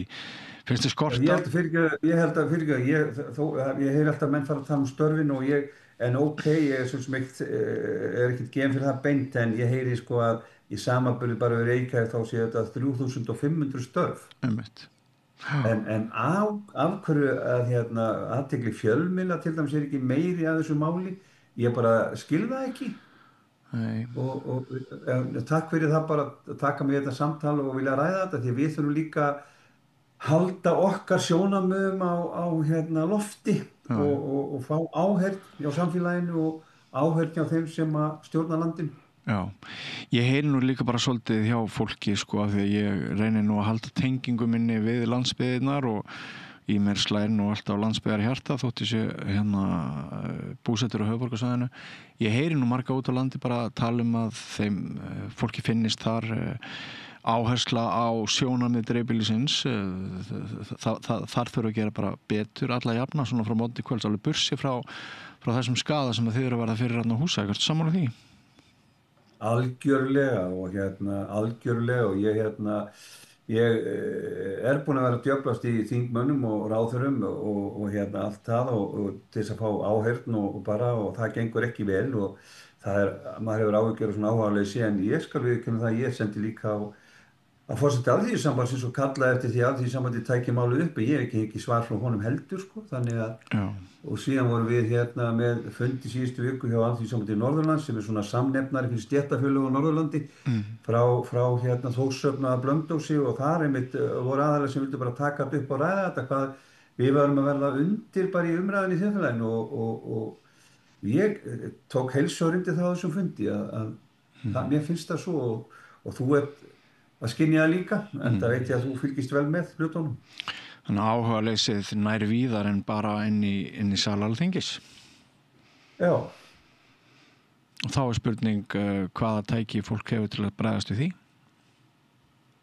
Já, það er þessi, eins og ég segi, sko, að berjast bara áfram og gefast ekkert upp, og að því ég nefndi nú verkefnishreyfinguna á hana, oftar en ekki hef ég verið að koma að því að reyna að fá eitthvað inn í þessa sáttmála sem við erum að gera við stjórnvöld, eitthvað sem við kemur landsbyggðina sem við erum svo hallað á okkar hlut, og að við þurfum þá þurfum við sjálf að vekja athygli á því og halda bara áfram að alls ekki vera með mál, þó heldur bara að reyna að halda okkar línu og minna á okkur reglulega og við mögum ekki gefast upp þó að móti blási, það er bara ekki áhyggjur í boði.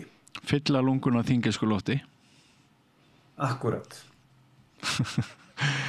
Erum við léttum... Enda því að segja það, Björn, enda er það þannig að þú segir það, sko, því að það alltaf verið minn draumur að auðvitað hefur verið skert þjónusta hér og annars staðar, eins og með fæðingardeildinni hér að hún var færð til Akureyrar, og minn draumur það er sá og ég vona í lífið það, en ég held samt ekki að fæðingardeildin verði endurvakin hér á Húsavík, þannig að Þingeyingar geti, nýburar geti andað sér þingeysku lofti inn í lífið. En ekki Eyfirskir. Það verði algjör dásamt.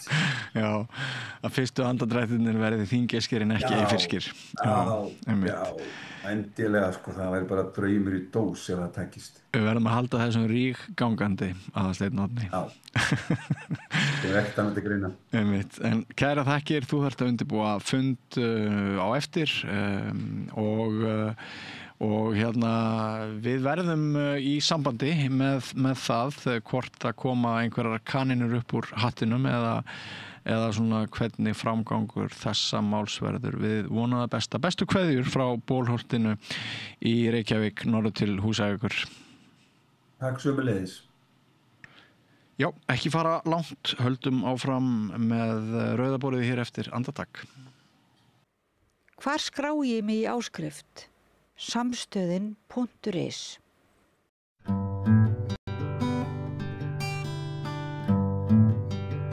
Já, komiði sæl, við ætlum að ræða umhverfismál eins og við gerum stundum hér á Samstöðinni. Okkur finnst að það sé full lítil umræða þann málaflokk miðað við alvöru mála, og það eru komnir tveir góðir gestir hingað að rauðaborðinu.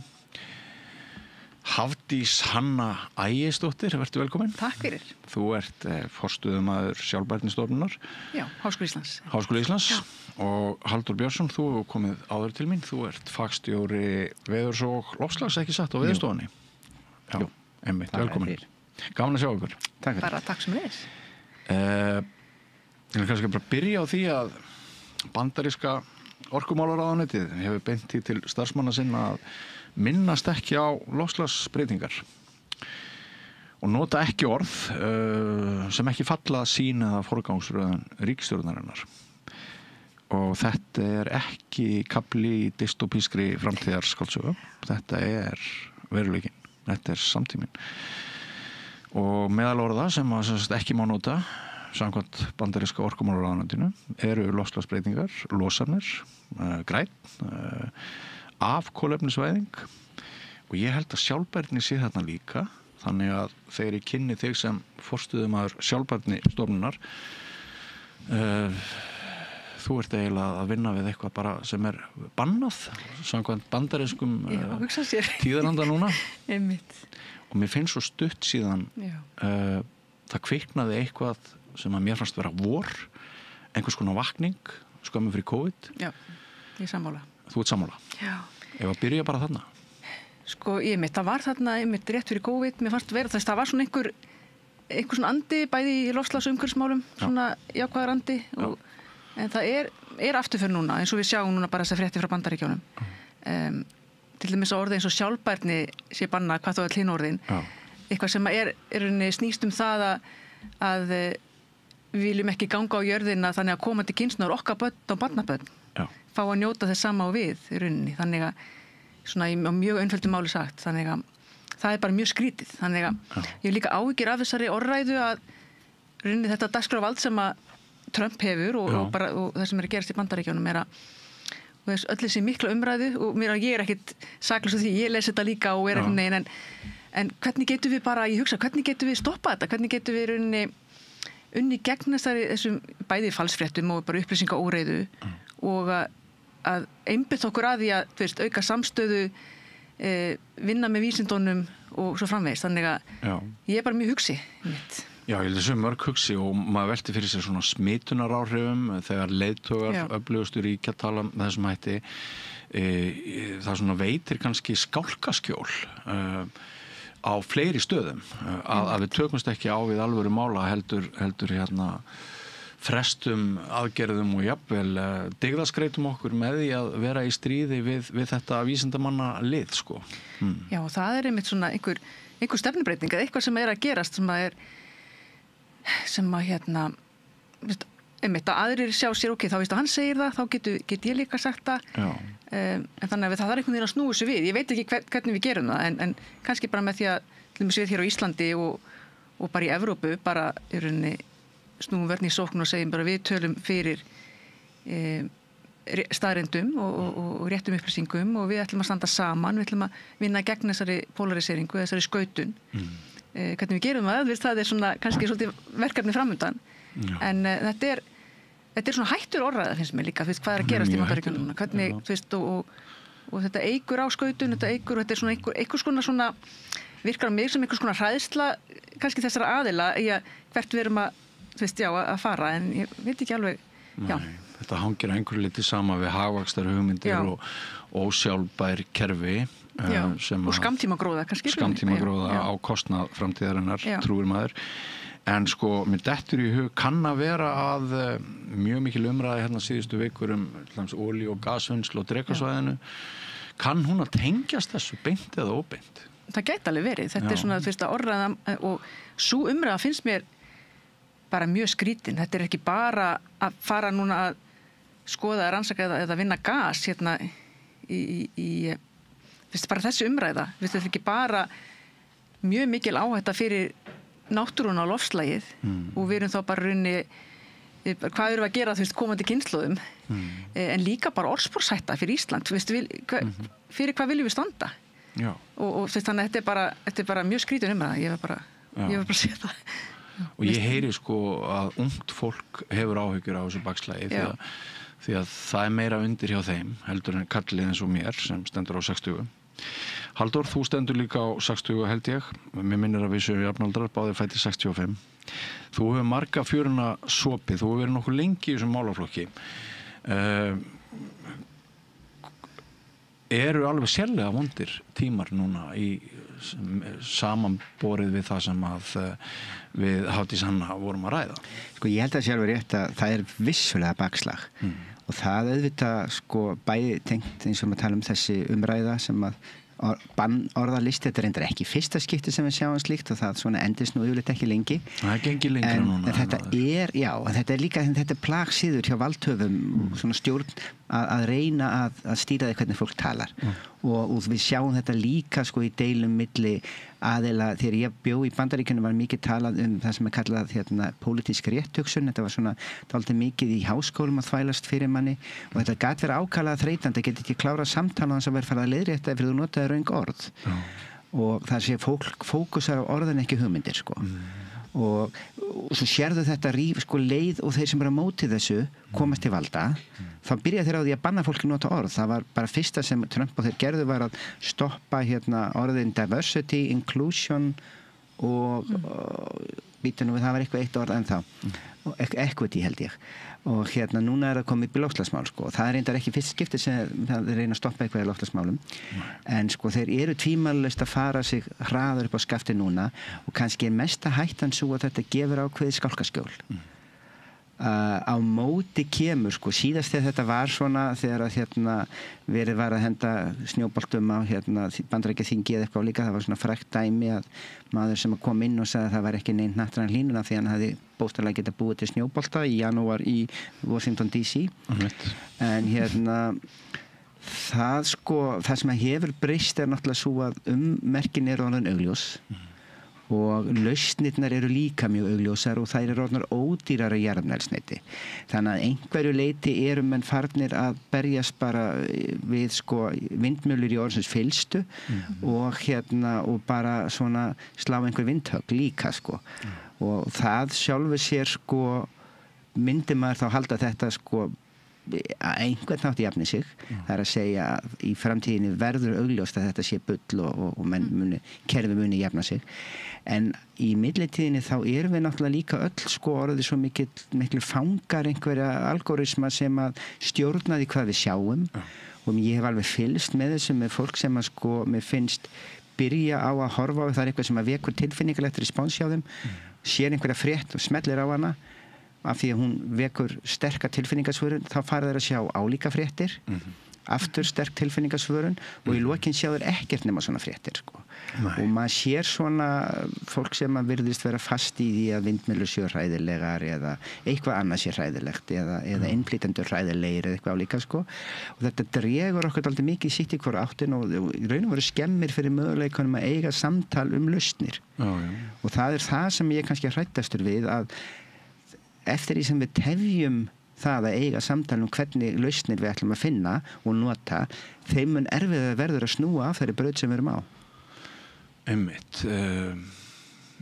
Nú dettur mér í hug þegar þú ræðir tilfinningarnar að ég stúderaði ákveðin fræði á tímabili þegar ég var upplýsingafulltrúi Umhverfisstofnunar sem sögðu það að ef maður ætlar að breyta hegðun fólks þá þarftu helst að snerta tilfinningar þeirra.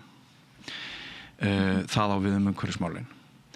Þú þarft einhvern veginn að búa til einhverja persónulega tengingu, annars er þetta bara einhverja tölur í blaði, þetta er einhverja staðreyndir leið og það er komið eitthvað svona samband, persónulegt samband hjá þér við málaflokkinn, þá er það líklegra til þess að þú breytir þinni hegðun og berir áfram þau skilaboð að við verðum að breyta okkar hegðun. En svo allir eru sammála að við þurfum að gera, hvað var það málaflokkinn umhverfismál. Ef það er orðin sko ótti við það að ræða umhverfismál með ábyrgum hætti þá mætti einsegja að sem sagt neikvæð tilfinning hún gæti valdið auknu bakslagi og þess vegna held ég að það skipti mjög miklu máli af því að ég er að vitna til þessa bannorðalista Trumps og félaga að það verði dálítið svona róttækt og öflugt ansvar hjá þeim sem að hafa rödd í þessum málaflokki. Ekki satt? Já, það þarf bæði, við þurfum þetta huga að staðreyndunum og þetta hafa tölunur á hreinu en það þarf þetta að einhvern veginn að vekja von og vinna gegn þessari hræðslu, því þetta einhver hræðsla. Og ég sammála því, bara talandi svona vísindamiðlun, að það mjög mikilvægt að segja sögur og tengja við tilfinningar fólks, og það bara, þú veist, oft talað það að maður kannski situr einhvern fyrirlestur eða maður hlusta á eitthvað og það sem að mann tilfinningin sem maður sko fekk, og það geta alveg tölur í því líka, en það bara raunin að segja og það sem hefur haft mest áhrif á mig að því að ég í mínu fyrra starfi þá vann ég mikið með löndum í Afríku og Mið-Asíu. Fyrra starfið var ég á forstöðumaður landgræðsluskóla sem þá var Háskóla Sameinuðu þjóðanna, en núna undir Gró hérna hjá UNESCO. Og þar sem við erum með sérfræðinga frá Afríku og Mið-Asíu. Það eru 4 svona skólar í Íslandi, jarðhitaskólinn, jafnréttis, sjávarútvegs og svo landgræðsluskólinn sem ég veitti forstöðu. Og þá það runni þessi, að hitta fólk sem runni, þetta svo mikla sögur og maður tengir þá saman loftslagsmálin og lífríkismálin, runni vistkerfin, fátækt, stríð, þetta hvernig þetta allt samtengt og þannig að fólk skilja hvernig þetta tengir allt saman og að við og allar þessar lausnir sem eru þarna úti og hvað við erum öll einhvern veginn þó við komum frá mismunandi löndum og menningarheimum og að þá erum við einhvern veginn alltaf öll að takast á við sömu hlutina.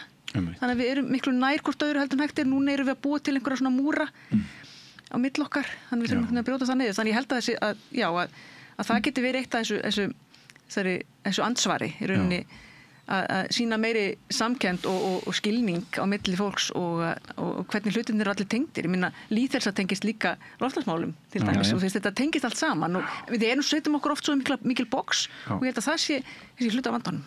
Storytelling var einmitt lykiltæki. Ég satt örugglega 10 eða 15 fundi hjá Umhverfisstofnun Evrópu á sínum tíma og sagan sem við erum að segja og þar var storytelling í lykilhlutverki sem úrræði til þess að koma skilaboðunum áfram og þá dættum mér í hug sagan sem við erum núna að segja af Gretu Thunberg.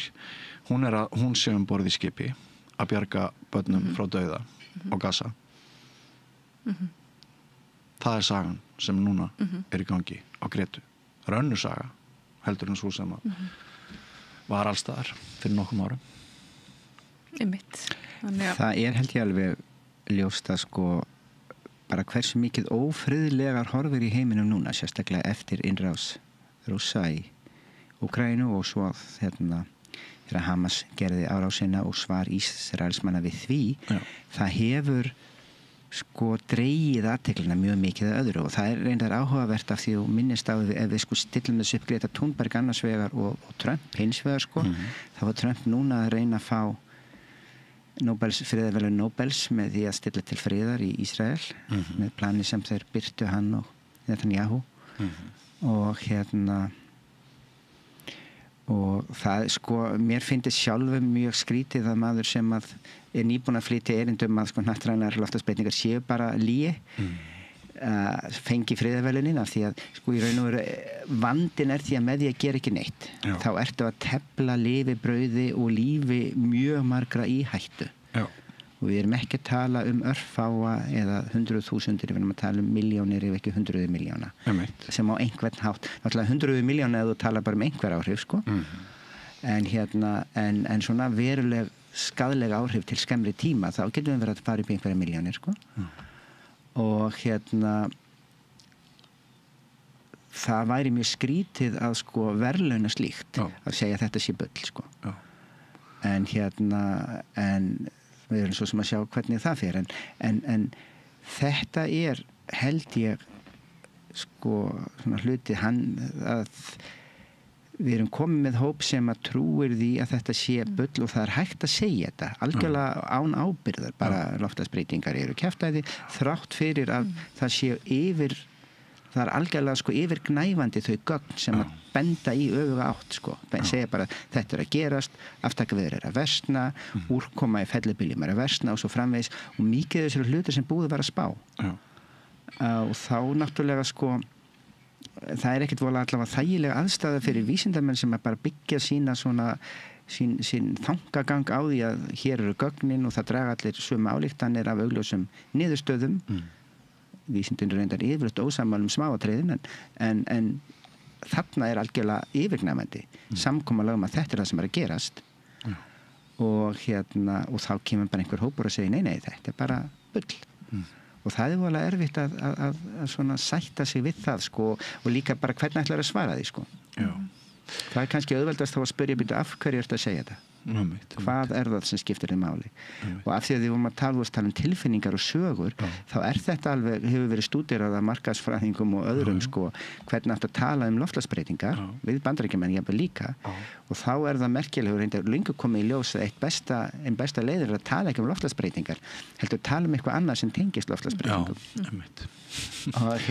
Og það getur verið alveg jafn öflugt, sko. Já, smá búið til Trójuhesta.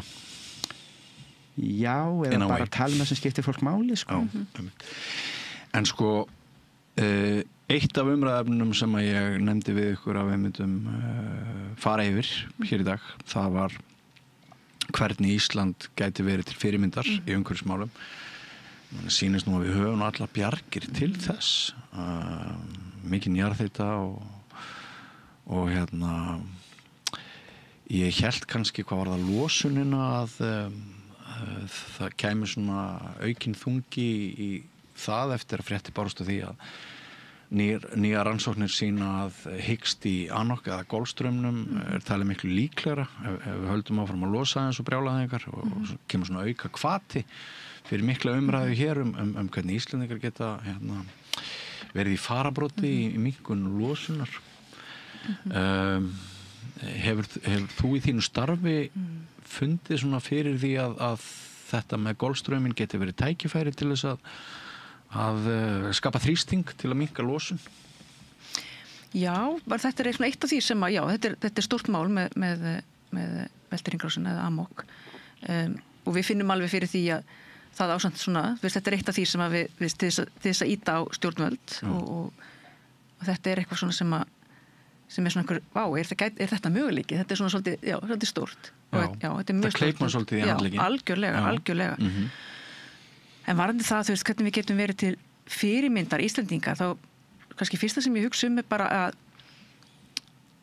bara við sem Íslendinga, stjórnvöld og stórfyrirtæki og einstaklingar og að við öll komum fram með einhverja bara langtíma skýra og metnaðarfulla stefnu í þessum málaflokki og þá ég að tala ekki bara eitt loftslag og eitt umhverfi heldur, bara samþætta stefnu, hvernig það tengist allt saman eins og ég nefndi áðan með loftslagið og lífríkið og lýðheilsuna og bara hvert viljum við stefna og þetta sé langtíma stefna og við tökum veitum fjármagni og í aðgerðir í loftslagsmálum og umhverfismálum og við förum í að venda og endurheimta vistkerfi, lífríkið, bæði í landi og sjó, það nú eitt, að því við erum lítil þjóð og við erum rík og við höfum allt til þess að geta verið fyrirmyndar og geta verið einhvers konar kyndilberar ef við getum orðað þannig að því við líka af því við erum bara svona eins og lítil fjölskylda í rauninni og við höfum sýnt það þegar að koma eldgos eða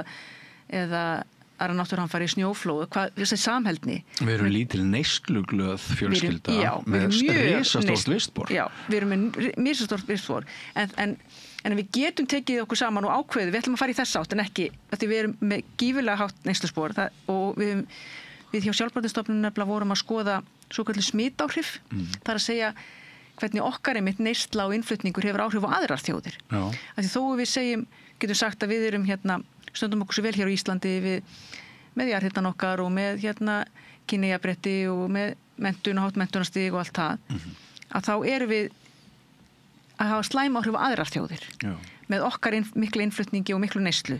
Við erum að kaupa kannski vöru frá og svo vara er unnin af fólki sem vinnur ekki við góðar aðstæður eða slæm áhrif umhverju öðru löndum. Þannig að við þurfum líka að huga því. Þannig að við þurfum að taka á, en mér finnst samt sem áður að við erum að passa okkur á því að setja ekki alla byrðarnar á einstaklingana. Segja Halldór og Hafdís Hanna, við þurfum og Björn, við þurfum að huga okkur að heldur að það er líka svona ákveðið svona, þá er hinn svolítið stikk frí, bæði stjórnvöld og stórfyrirtæki, við þurfum ekki að gera neitt. Stórfyrirtækin hafa sloppið of létt. Já, það þarf bara stjórnvöld og svona þessi stóru aðilar sem að þurfa að svona ganga fram með góðu fordæmi og sjálfsögðu þurfa einstakleikarnir líka huga að sínum neyslaháttum að sjálfsögðu en það þarf einhvern veginn að vera skýr skilaboð frá stjórnvöldum og stórfyrirtækjum og sveitarfélögum hvert við eigum að fara. Þannig að, en mér finnst að við getum þetta svo sannarlega og þess vegna vildi ég vera svona líka taka svona jákvætt í að við getum þetta Íslendingar, við erum það lítil og það gerir þetta kannski auðveldara, það eru svona stutta boðleiðir, það er svona ýmislegt sem við getum verið til fyrirmyndar og margt sem við gerum vel en hins vegar margt sem við getum gert með betur. Hvernig skýrir þú, þetta ekki stærsta atriðið í hnattrænu tilliti en þetta svona kurjósa, hvernig skýrir þú að í mjög mörgum löndum sem maður heimsækir þá eru innlendar vörur í stórmarkaði í forgrunni og svo þarf þetta að hafa aðeins fyrir því að finna þessar innfluttu var ég að mismála mig? Nei, ég meina innlendar í forgrunni en innfluttar vörur eru sem sagt, þú ert að hafa aðeins meira fyrir að finna fyrir því og svona hér á landi í íslensku stórmarkaðum þá finnst mér eins og að sko íslenska varan sem kannski alveg samkeppnishæf henni sé ekki stillt upp. Já, einmitt. Hefur aldrei pælt í þessu? Nei, ekki alveg velti svona fyrir mér en það sem ég veltaskapur í mér. Já, en ég tók eins og eftir að ég bjó í Sviss hérna í byrjun aldana 2003-2007 þegar ég var í doktorsnámi þar og þá tók ég mjög vel eftir þessu hvað allt var vel merkt þar að þar var, og ég sá mikið mun við Ísland að það var alltaf upprunaland það var alltaf hérna og var miklu meira svona lífrænt og þannig að þá var, ég tók strax eftir því mununum á Sviss og Íslandi sko, þau voru komin miklu lengra sko, þannig að við getum örgulega bætt okkur í þessu líka. Ég varðandi þetta sem þið sko, mér hefur alltaf haft aldrei áhuga á því að við búum okkur til mælikvarða, þá förum við að reyna að nota það sem stjórntæki. Þekkir þetta vel bæði, kostnaða, bókhald og ýmislegt sko. Og einn af þessum mælikvörðum sem var búin til einhvern tíðan var kolefnisfótspor einstaklinga. Það getur verið gagnlegt svona fyrir mig að vita að ég har kolefnisfótspor mitt ennúlega mikið, ég ætti að gera eitthvað til að draga úr því eða eitthvað, en það fer algjörlega eftir bara hvernig ég hugsa það. En þetta er raun og veru mjög lélegt stjórntæki. Því að ábyrgðin liggur annars staðar. Sko. Ég hef aldrei heyrt talað kolefnisfótspor samtaka atvinnulífsins eða eitthvað álíka. Sko. Þetta á alltaf að vera, Björn, þú varst að fljúga til Danmörku, skammast þín. Og eitthvað álíka. Og það er í algjörlega röngnálgun. Hún gerir ekkert annað, fyrsta lagi þá erum við að rífast þarna smáirana og hún gerir ekkert annað en vekjum andúð. Og hún það er miklu gáfulegar að gera sig grein fyrir því að flestar losunin að koma frá lindum sem eru raun og veru ekki endilega einstaklingar sem ráða yfir. Ertu með hlutfallstölur í þessum efnum? Hvað einstaklingar og atvinnulífið til dæmis? Það fer bara voðalega mikið eftir í hvar þú dregur mörkin sko. Ef við tökum bara hér á landi mjög mikið af losun frá álverum. Það er augljóslega ekki við. En þú gætir sagt en einhvers staðar út í löndum einstaklingar sem að nota sér þetta ál sko. Ætlar þá að skrá losunin á þá. En þannig að það er eitt hlutur í þessu. Og ég hef sko, ég held að sé miklu mikilvægara að við reynum að átta okkur á því hvað eru stóru þættinir í losun hjá okkur og annar staðar. Þú minntist á amok áðan. Stóri vandinn í raun og veru sko, við skrifum bréf fyrir ári síðan valdaða vísindamönnum og hvöttum norrænu ráðherranefndina til þess að nota af því að þetta hefur áhrif sérstaklega á Norðurlöndum ef eitthvað gerist. Hvetja þá til að beita aðra þjóði diplomatískum þrýstingi. Ég var að fara yfir það nýlega hvað sko Evrópubandalagið losar mikið bara til að bera saman við aðra. Það í raun og veru ákaflega lítill hluti af heildarlosun heimsins. Þannig að jafnvel þó að við myndum slökkva á allri losun Evrópusambandsins og ekki gera neitt annað þá væri það ekki nóg. Og það segir okkur dálítið mikið hvað þarf sko. Og þannig að það er Kína og Bandaríkin. Kína náttúrulega losar allra þjóða mest. Þetta eru nokkri stórir aðilar, Kína, Bandaríkin, Evrópusambandið auðvitað þarna inni, Rússland og svo kallar BRIC, Rússland og Indland og og það er kannski að leggja saman á mikið af löndum en það eru nokkra stórþjóðir þarna sko og svo eru fleiri smáþjóðir og að þú leggur þær allar saman þá færðu einhver 20% en stóra málið náttúrulega að fá þessar stóru losendur til að draga saman. Af þeim öllum þá það í raun bara Evrópusambandið sem að hefur sko beitt svona einbeittum aðgerðum og þær hafa heppnast merkilega vel en Evrópusambandið bara í heildina þó við gerum ekki annað en segja sögur að því hér þá það ekkert vola stór hluti af öllu þessu sko. Það líka annað sem þannig að það besta sem að við og Norðurlönd og Evrópulönd gera náttúrulega að halda áfram sínu samdrætti en það að beita aðra diplomatísku þrýstingi. Já. Og þá komum við að þessu sko fjárhagslega séð oft miklu betra að eyða peningunum í að hjálpa öðrum til að losa ekki meira. Til dæmis leið og við rafvæðum og nú Afríka til dæmis að rafvæðast, þá skiptir rosalega mála að sú rafvæðing verði ekki kóladrifin eða jarðefnaeldsneytisdrifin, heldur drifin einhvern annan hátt.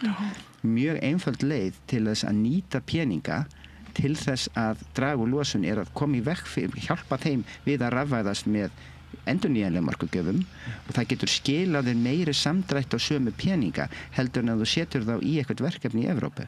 Og þetta bara dálítið harður sannleikur sem við þurfum að horfast í augu við að rétta leiðin til þess að hegða sér í þessum málum þarf ekki að vera þetta think globally, act locally sko. Það getur verið með þveru öfugt að þú þurfir bara hreinlega að vinna á hnattræna vísu að því að samdráttur hjá þér mun ekki hafa nóg mikil áhrif af því þetta hreinlega ekki nóg stór kaka þar sko, eða stór sneið af kökunni.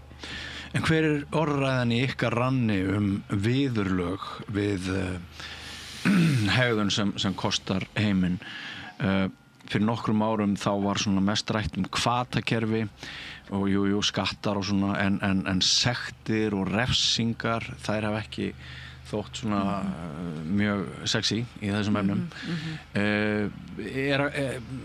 Gæti einhvern tímann runnið upp svo stund að menn þurfa að breyta þessari nálgun að það þurfi bara að beita svipunni með öðrum hætti en verið hefur þegar kemur að því að kannski ekkert mjög margir aðilar eru að skaða lífsgæði og framtíðarhorfur komandi kynslóða alveg gríðarlega mikið.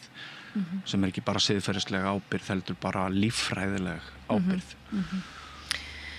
Ég held að þurfi kannski blöndu að hvoru tveggja í rauninni að þú veist, eins og fyrir einstaklinga þá held ég að umbunarkerfi að þú veist, það væri, þú veist, það sé svona einhverjar ívilnanir fyrir þá, þú veist, þess að vera umhverfisvænn, en kannski fyrir, mér þeir sem menga mest, finnst mér að það borga mest í rauninni fyrir það þarf að, mér finnst að þurfi að líka vera svipur á það sem menga mest eða hafa mest áhrif. Það þarf kannski einhverja blöndu, þú veist, rauninni eftir og þarf að horfa á það svolítið, en það þarf líka að skýra ég held að umbunni sé ekki nóg sko, þú veist, hún þarf að vera ég meina við erum bara á klukkunni hérna. Já, það bara málið, við þurfum svona, kannski fer svona aðeins eftir að þurfa að huga vel að því hverju ég umbuna og hvað þurfum að setja bara skýrari reglur það að það þarf að borga fyrir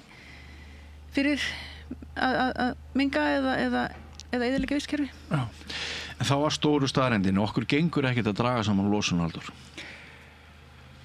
Sko, það hnattrænt séð reyndar náði losun á einstakling hámarki fyrir nokkru síðan. Já. En hnattrænt séð losun en þá að vaksa. Það stýrist mjög mikið af hvað að gerast með kóleiðina í Kína.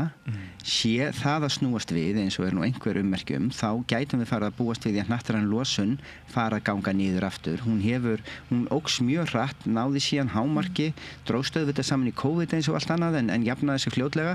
Hefur vaxið eftir það en ekki mikið. Og spurningin erum við að ná einhverju hámarki og geta stemt af losun.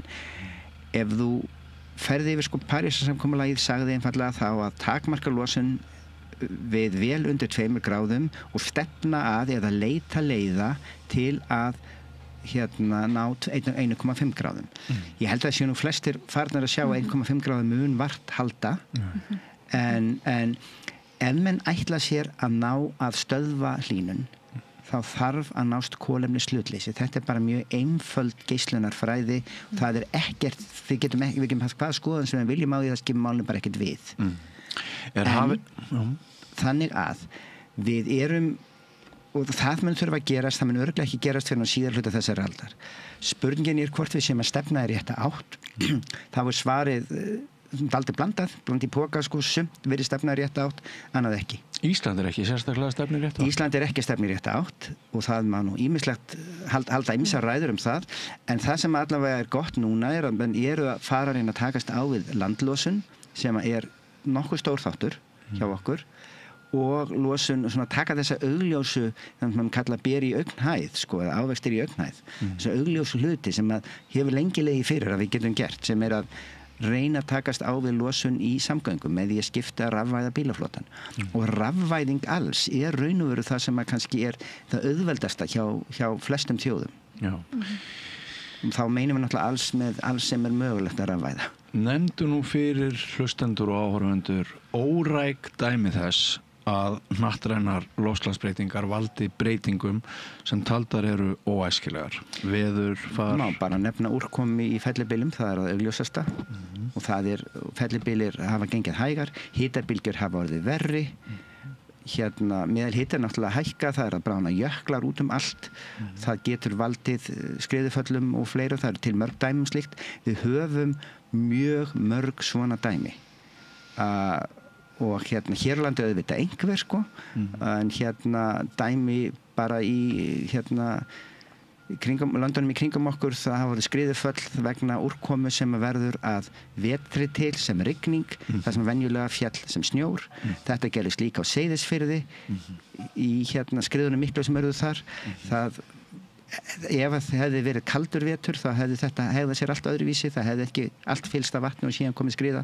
Þannig að við getum alveg farið að draga ýmsar línur á milli þessar hlínunar sem hefur orðið og þeirra atburða sem við erum að sjá. Já. Og þeir eru mjög margir. Menn hafa áður svolítið tiplað í kringum þetta, en núna þungi rakana orðin meiri. Já, ég var fyrir nokkrum árum, þá kendi ég svona eitt fyrirlestur í einhverja námskeiðum aftaka atburði og þá tók ég lista frá IPCC, Alþjóðavísindanefndinni, þá aftaka atburði sem menn hefðu séð og könnuðust, gátu viðurkennt að væru hægt að attribúta eða auðkenna loftslagsbreytingum. Þetta voru svona 2 glærur. Já. Svo ætlaði ég endurtaka þetta nýlega og listin svo langur að ég bara gafst upp. Það hefði bara verið 4-5 mínútur í fyrirlestrinum að fara í gegnum allan þennan lista, sko. Auðvitað það alltaf þannig að það svona misvél stilt af hvað ræður og svona, en það fullt af hlutum sem einfallega augljóst. Hitabylgjur eru náttúrulega eitt dæmið og þá líka fylgir þeim að það þornar í sumum löndum, rignir minna, en þegar það rignir þá það aftakarigning. Og þá færðu flóð eins og urði í Valencia og víðar, sko. Og landið þornar, það ræður verð við úrkomuna, þegar hún fellur, þá fellur meira af henni í einu og þá verður það hamfaraflóð. Þetta, þú sjá sögur að þessu aftur og aftur út heiminn. Þetta bara dæmi áhrif loftslagsbreytinga. Það eru einhverjir áhorfendur núna sem að hlusta á því segja þetta og segir hann bara að tryggja sér áframhaldandi lífsviðurværi með því að tala inn í eitthvað ótta, magna eitthvað upp. Svona þessir helvítis vísindamenn, þeir tína allan fjandann til og halda okkur hrættum og þeir eru bara að hugsa með eina. Gögnin liggja fyrir, menn geta bara að skoða það þau vilja. Þau þurfa í raun og veru ekkert að taka mark á mér. Þú kannast við þennan gaur. Já, ég get bara sagt það hreint út, sko, megnið að minni vinnu hefur ekki snúið að loftslagsbreytingum tíðina. Það bara veðurspár og bæta veðurspárlíkun á Íslandi og vinna úr ýmsum slíkum hlutum og orkuransóknir og fleira, sko. Þannig að ég ekki, sko, merkilegt nokk þá hafa loftslagsbreytingar aldrei verið nema hlutastarf hjá mér. Þannig að ég í sjálfu sem myndi alveg hafa ágætt að vinna af ýmsu öðru, sko. En þetta auðvitað orðið þannig að í allar veðurstofur hafa fengið þennan bolta yfir sig að þurfa að glíma við því að þær fylgjast yfirleitt með veðurfari á sínu svæði og þar með veðurfarsbreytingum. Einmitt. Mér langar aðeins að ég las í viðskiptamogganum eitthvað Danmörku, ég ætla að reyna að finna það svo ég fær ekki með fleipur. Þar var sagt að Danir, okkar nágrannar góðu, væru svona á flegiferð í loftslagsmálunum og væri að stefna að því að minnka losun alveg stórfellt, ég held ég hef lesið bara 70% á nokkrum árum og væri á góður leið með það og þeir hefðu eyrnamerkt 75 milljarða í föngun og förgun. Svona í þessum samanburði erum við með allt niður okkur við Íslendingar. Við getum allan mjög pottet gert betur, það ekki spurning. Við sjáum bara hvað Danir að setja í rauninni mikið fjármagn og svona setja setja stefnuna í þetta. Þannig að við þurfum bara að taka okkur saman í andlutinu. Við erum að gera ýmislegt gott og það svona góð teikn á lofti með ýmislegt en við þurfum klárlega að og við getum það. Þið sjá, ef að Dani geta það, þá getum við það. Hvað segir þín stofnun þessa förgun á CO2? Er þetta tæki sem við höfum að halda í sem... Sko, stofnunni svo sem við höfum ekki verið með einhverjum sérstakar við höfum ekki einhverjum sérstakar álita á einhverjum ákveðnum málum en bara ég get sagt bara sem svo að við þurfum að bæði tæknilausnir eins og förgunkolumnis og bara það sem vísindalega búið að skoða, að við þurfum að skoða alla lausnir og rannsaka það og nýta okkur það sem til, bæði við svona tæknilausnir og náttúrumiðaða lausnir, þar sem við erum að nýta náttúruna eins og endurheimt votlendis og landgræðsla og svo framvegis. Bara við höfum ekki tíma til þess að taka eitthvað út á borðinu, við þurfum að nýta okkur bara það sem til, en fyrst og fremst þurfum við að minnka losun. Það númer 1, 2 og 3. Sem við Íslendingar erum ekki að gera frá ár til árs. Nei, við þurfum að gera það. Við þurfum klárlega að minnka losun og... Hver að tala fyrir því í ranni þingmanna, stjórnmálamanna á Íslandi? Hvar eru umhverfisrattirnar núna?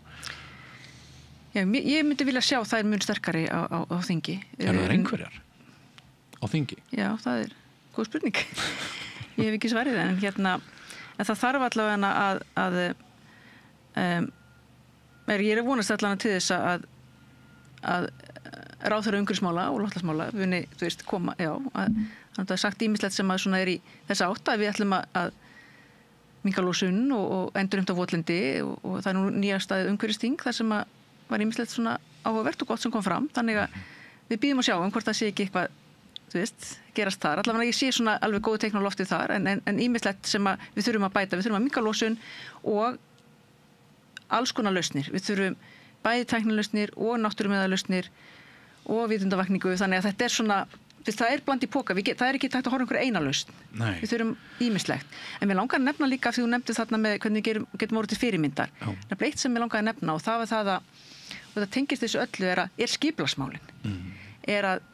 Mér finnst að umhverfismál og náttúru umhverfi og loftslag fá ekki nógu hafa ekki nógu mikið sterkt, mikið vægi í skipulagsmálum. Við erum kannski ákvarða vegaframkvæmdir eða húsbyggingar eða eitthvað svona stóra jafnvel virkjanir. Hvað er það, þannig að umhverfismálin, hlutum þess að vegur fari ekki gegnum votlendi eða í gegnum ósnortni skógu eða við erum með svo mikið land. Hvernig getum við reyna að huga meira þessum málum þannig að við séum til dæmis ekki að fara í gegnum votlendi sem þarf svo að ræsa fram og en votlendi er sem sagt að hindra með því að ræsa það fram að þá losnar losnar mikið út í andrúmslofti, þannig að það er svona þarf að huga þessum. Ég finnst að skipulagsmálun og það þurfa líka að taka inn í þessa stóru mynd og hvernig við getum orðið til fyrirmyndar er að taka þau föstum skorðum og skipuleggja betur hvernig við ætlum að gera þetta. Það kannski verið einblínt á það að fækka bílastæðum sem að mögulega hefur ekki frábær áhrif á sölu fasteigna og vinsældir hverfa en þessi umhverfis skipulagsmynd er miklu flóknari. Já, og líka bara við land þannig að við þurfum þannig að það er bara svona eitt atriði að huga að þessi mál hafi meira vægi inn í svona ákvörðunartöku landnýtingu, ferðaþjónustu líka ýmislegt, þannig að hugsa þetta svona í stóru samhengi. Halldór, vilt þú aðeins svona kannski segja nokkur orð dauða tækifæri í minni losun Íslendinga, svona hvað myndir vilja sjá sett á? Við töluðum hérna aðeins áðan að þið myndust á hvernig getum við verið til fyrirmyndar og það er náttúrulega, það er mjög mikilvægt að muna að það er búið að finna nóga olíu til þess að fara með hitastig jarðar langt yfir 2 gráður. Og það þýðir að ef þú bara veist þetta og þú veist að það á ekki að fara yfir 2 gráður. Hvenær er það að óbreyttu sem að því marki yrði náð? Að við færum yfir 2 gráður. Það er á síðara hluta aldarinnar fyrir eftir hvað við losum mikið. Við erum að stefna á 1,5 svona einhvern tímann næstu árum þannig að 2 gráður er bara segðu 0,2 á áratug til að svona hafa þægilega tölu og þá ertu komin sér að þetta er ekki langt. En það, ef við fyrir að draga úr losun þá hægir á hlýnun og svo komum við að þessu aftur að það þarf að stoppa losun ef við ætlum að stoppa hlýnun. Það hefur tvær afleiðingar. Fyrsta lagi getum við ekki brent allri olíu sem til. Þetta þekkt og mikið fjallað þetta sem kallað Unburnable Carbon Problem, sko. Það til nóg af kolefni sem hægt að brenna, sem verður ekki hægt að brenna. Og hugmyndir Íslendingum að vinna olíu það líka skoðið þessu ljósi. Það að segja okkar verkefni færu aftast í röður en hjá öllum stórum aðilum, sko, því að bara Shell með betri kosti. Þannig að það ekkert víst að það verður nokkuð tímann úr þeim, allavega það ekki í bráð. Og þannig að það ekki það þarf ekkert að flýta sér í þessum málum, sko. Síðan kemur að því að, sko, hvernig ættum að draga saman, þá það var núna verið að kynna landsframlög Íslands. Þar meðal annars það sem augljóst, svona eins og ég segja ávöxtur í augnhæð, þetta kallað, að og reyna að hraða umskipti og rafvæðingu bílaflotans. Það eitt. Annað að vinna að því að fylla upp í raun og veru endurheimta votlendi. Og það vantar hins vegar mjög mikið þarna, menn þurfa aðeins að passa sig á því að votlendi ekki alveg að sama votlendi og framræstu votlendi ekki það sama framræstu votlendi. Þetta mismunandi eftir hvar þú ert á landinu og hversu mikið losnar og svo framvegis. Og þetta hefur verið stúderað af til þess bæru sérfræðingum. En það ekki alveg hægt að segja bara ég ætla að móka hér og það verður svona mikið losun sem að sleppur af því. Ég verð að vita og það þarf að monitora og fylgjast mjög vel með því. Og sem þannig virkar kerfirindar að ef menn ætla að telja eitthvað fram í til Parísarsamkomulagsins, þá þarf það að vera mjög vel monitorað og fylgst með. Það ekki hægt að bara segja já, ég fylgdi einhvern skurð og svo ég búin að reikna út að það sé svo mikið losun. Þú þarft ekki að, sem ég sparaði, þú þarft ekki að sýnt fram á það. Þannig að það í sjálfu sér, sko, þetta sem sagt aðeins erfiðara en menn kannski halda að sýna fram á þetta, en það samt sem áður myndi ég telja það vera svona eitthvað sem liggur beint við og það sem betur fer eitt af því sem stóru verkefnin í því sem verið að gera núna. Það eru 5 aðgerðir taldar upp. Þetta eru svona þær stærstu og það sem allavega mér líst best á, svo eru aðrar aðgerðir, loftslagsvænni landbúnaður og ýmislegt fleira, sko. Ég held að við verðum eiginlega að horfa svo á, við verðum að byrja á þeim hlutum sem eru auðvelt að gera hratt. Hvað hægt að rafvæða hratt? Við munum ekki rafvæða skipasamgöngur og flugsamgöngur í bráð. Þá þurfum við bara einfaldlega að setja þetta hliðar, vinna að því sem verkefni og síðan að geta dregið úr losun þar þegar við komum með tæknina sem þarf. Eitt af þeim verkefnum sem var lagt var eitt af þessum 5 tæknilegar aðgerðir hvað varðar ETS-losun. ETS sem sagt viðskiptakerfið og þá komum við að niðurdælingu. Því að annað atriði sem ég myndist á, leiðu þú ákveður að draga á losun svo mikið að hlýnun stöðvist, þá að segja ég ætla að stöðva losun, nettolosun. Það eru alltaf einhverjir atvinnuvegir sem munu eiga mjög erfitt með að stöðva sína losun. Þá þarftu að hafa förgun á móti. Og það meðal annars. Tæknilega búið að leysa þetta? Já, tæknilega búið að leysa það. Til dæmis Carbfix aðferðin virkar mjög vel. Þú býr til raun og veru sódavatn, dælir því niður, djúpt niður, það hvarfast við grjót og verður á holufyllingum. Þetta hefur verið prófað og þetta virkar. Þannig að það ekki vondri viðskiptahugmynd og órun hefur að kenna að fyrirtækið að ströggla? Sko, þetta ég að lýsa jarðfræðiprósessnum, ég ekki að lýsa í viðskiptahugmyndin. Sko. Tilfellið hins vegar að það verður þörf á svona aðgerðum, menn hafa aðrar aðferðir líka sem einfaldar og sumuleyti, bara dæla CO2 ofan í gamlar gashólur og þar sé sem sagt hægt að festa það. Það örugglega ekki binding til jafn langstíma en það í sjálfu sér svo lengi sem hún til einhverja 1000 eða 1000 ára þá sleppur það, sko. Af því að ef að CO2 var að losna út á kannski segjum 5% þeim hraða sem við erum að gera núna, þá myndi náttúrulega ná að halda því í jafnvægi. En við erum að losa það hratt og þannig að sko þetta mögulegt og það eru alls konar hlutir í þessu sem að í þessu sko ferli þegar maður skoðar hvað á borðinu sem eru mögulegir og geranlegir. En ég hef oft sagt að sko mér finnst fólk gleyma sér í því að vera á, vilja bara draga úr losun með þeirri aðferð sem þeim líka og allir aðrir eru óalandi og óferjandi og það kemur aftur á þessari skautun sem við sjáum og ég held að það verði þannig að þegar þetta vinnst þá verður það með aðferð sem við hefðum ekki persónulega valið ég og þú Þetta verður eitthvað sem segjum rafmagn framleitt í Sádi-Arabíu eða eitthvað álíka með sólarorku og myndi segja að við hefðum nú viljað að þetta væri íslenskt rafeldsneyti eða eitthvað álíka en við verðum líka að horfa svona á þetta að ef að það þessi gamla setning frá Deng ef að kötturinn nær músinni þá skiptir liturinn ekki öllu máli og við þurfum einfallega að fókusa á aðgerðir sem að skila árangri og sætta okkur við það að þær séu ekki endilega þær aðgerðir sem við hefðum viljað. Það gæti verið að ég þurfa að sætta mig við að sjá vindorkuver einhver staðar. Það gæti verið að ég þurfa að sætta mig við að það sé dælt niður vatni einhver staðar. Já, svona samþættar lausnir. Samþættar lausnir og við getum ekki alltaf orðið alveg trillt og farið á samfélagsmiðlan og farið hamförum þar yfir öllum hugmyndum sem að nefndar eru því að það mun einfallega þá bara stöðva allar aðgerðir og þá niðurstaðan miklu verri en þessar hugmyndir hefðu haft í för með sér. Þetta góður punktur. Má ég kannski rétt í lokin, við kannski endum þennan þátt á því að ég spyrði fer saman svona sjálfbærnis hugmyndir okkar og umhverfisvænar hugmyndir við virkjanastefnu stjórnvalda núna að það aðeins verið að spýta í. Þú varst fagstjóri í ramma... Já, ég var formaður faghóps 1 í rammaáætlun. Formaður faghóps 1. Í 5. áfanga sem nýlokið. Já.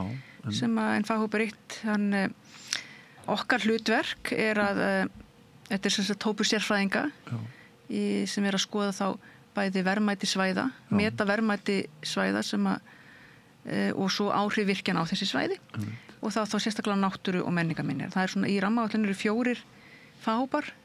Þetta faghópur 1, svo faghópur 2 sem snýr á svona landnýtingu, ferðamennsku, veiði og svoleiðis og svo faghópur 3 sem er samfélag, áhrif á samfélag og faghópur 4 sem rauninni bara arðsemi og hagkvæmni virkjana. Og það fyrir eftir hvernig maður horfir á þetta bara aðalega, ef ég hugsa bara virkjanir per se og svo sjálfbærni, bara svona til þess að rifja upp fyrir áhorfendum og hlustendum, þetta í rauninni þessar 3 stoðir. Þetta náttúruumhverfi, samfélag og efnahagur. Og ég myndi segja að til þess að virkjanir geti orðið sjálfbærar, þá þurfa bæði að mig ekki hafa slæm áhrif á mikilvæg vistkerfi, fuglastofna, víðerni, menningarminjar, þetta hafa góð áhrif á samfélög, nærsamfélög for example, nærsamfélög og svo þarf þetta að borga sig og ég menna og arðsemi þarf að vera skýr og þannig þetta þarf í rauninni líka að borga sig og orkan á Íslandi hefur verið mjög ódýr líka, það þetta þannig að... Og eru við að gæta þessara þáttar? Ég myndi segja að rammaáætlun, við þurfum að standa vörðum rammaáætlun af því að þetta er gífurlega fagleg vinna sem unnin innan rammaáætlunar og þar rauninni þessi sjónarmið. Í rauninni rammaáætlun þá þessi hugmyndafræði sjálfbæra þróunar höfð að leiðarljósi með þessum 4 faghópum og svo eru niðurstöð þessara faghópar fara til verkefnisstjórnar sem kemur svo með tillögu til ráðherra en svo spurning hvað pólitíkin gerir í rauninni. Þannig að það þarf að skiptir mjög miklu máli að standa vörður rammaáætlun en hún má heldur ekki til þess að ná þessari sátt en svo þetta mikilvægt að finnst mér að líka að stjórnvöld fari vandlega yfir og skoða og þeir rauninni fari eftir því sem sérfræðingur eru búin að vinna í mörg ár að skoða að hafa það svona til liðsjónar. Það ekki líka bara rétt skilja hjá mér, það hreint ekki sjálfgefið að orkuskiptin eigi sér hraðar stað og betur með því að við virkjum meira og finnum meiri orku. Það ekkert beint samasemmerki þarna á milli. Það ákveðið alibæ í gangi í umræðinu stundum. Það finnst mist eitt áhugavert varandi orkuskiptin og líka þennan orkuskort sem mikið verið að tala um í umræðinni. Sem náttúrulega bara eins og hverjana brandari með að við framleiðslu okkar á orku. Orkuskortur, ég svona bara velta fyrir mig hvað orkuskortur? Af því að við þetta framleiðum mjög mikið orku og 4-5 sinnum meira en svona hinn almenni notandi, sem við heimilinn eða fyrirtæki, lítil fyrirtæki þurfa að halda. Vegna stóriðjustefnu sem núna að færast yfir í gagnaver frá álverum og svo 80% sem að fer sirka í gagnaver og þetta bara stærðindamálsins og stóriði. En varðandi því ég heldur sem öll sammála því að við viljum fara í orkuskipti og það mjög mikilvægt og til dæmis þessi umræða að vera með á móti virkjunum, hún á sér heldur, þetta rauninni, ef við erum að nýta þetta í hvert viljum við stefna og í hvað svæði viljum við leggja undir. Þetta líka þessi rammaáttun á að vera svona leiðarvísir, hvar megum við virkja og hvar viljum við venda. En varðandi orkuskortinn að það áhugavert að ég var að skoða hérna rafmagns rauninni tölur frá Veitum, rauninni sölu tölur rafmagn frá Veitum og Veitur hérna sjáum rafmagn eða selja rafmagn til rauninni nær alls höfuðborgarsvæðisins fyrir utan Hafnarfjörð held ég. Og sölutölun rafmagns hjá Veitum hafa staðið í stað frá 2008 cirka, frá hruni og til tölur sem við sjá til 2020-2021. En á sama tíma hefur rafbílum fjölgað mjög mikið og fólk hefur fjölgað. Þetta svona áhugavert. Betri nýting raforku. Já, líklega skýring rauninni bara betri nýting á heimilstækjum til dæmis og lýsingu.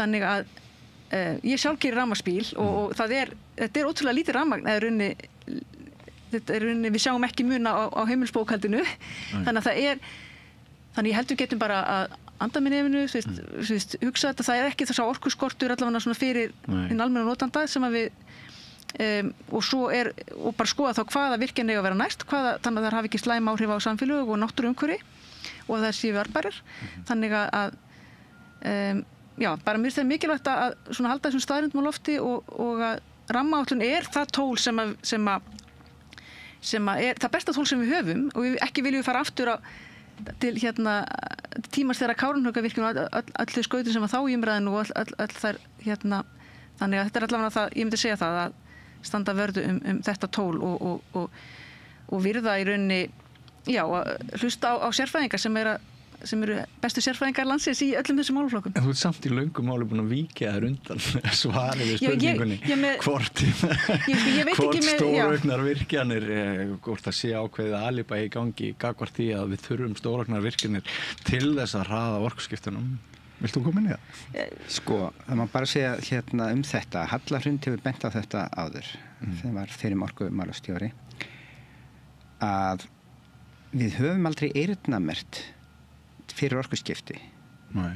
Þannig að segjum, sko, það auðvelt mál að reikna út ef við rafvæðum bílaflotan hvað þarf mikið meira orku til þess, sko, og það má deila mér hún að lausið ekki, það þarf að virka fyrir henni og við gert það og þá þetta reikna hvað marga virkjanir. Það ekki mjög mikið, en það þó ekstra orka sem þarf. En við virkjum það núna og svo tekur ákveðin tíma að ná þeirri notkun af því að það tekur ákveðin tíma að skipta út og fasa út bílum og svona þá erum við náttúrulega líklega búin að selja orkun í eitthvað annað sko. Og af því að við eyrnamerkjum ekki orkuna orkuskiptum þá þetta í raun og veru sko öll þessi spurning hún byggir á því að það er raun og veru þú spyrð þarf að virka fyrir orkuskipti þá ertu búin að gefa þér að orkan sé einhvern nátt eyrnamerkt og meðan að það ekki gert þá svarið bara að þú ert að byrja á röngum enda sko. Við verðum að byrja á því að vinna heimavinna áður en við gerum þetta.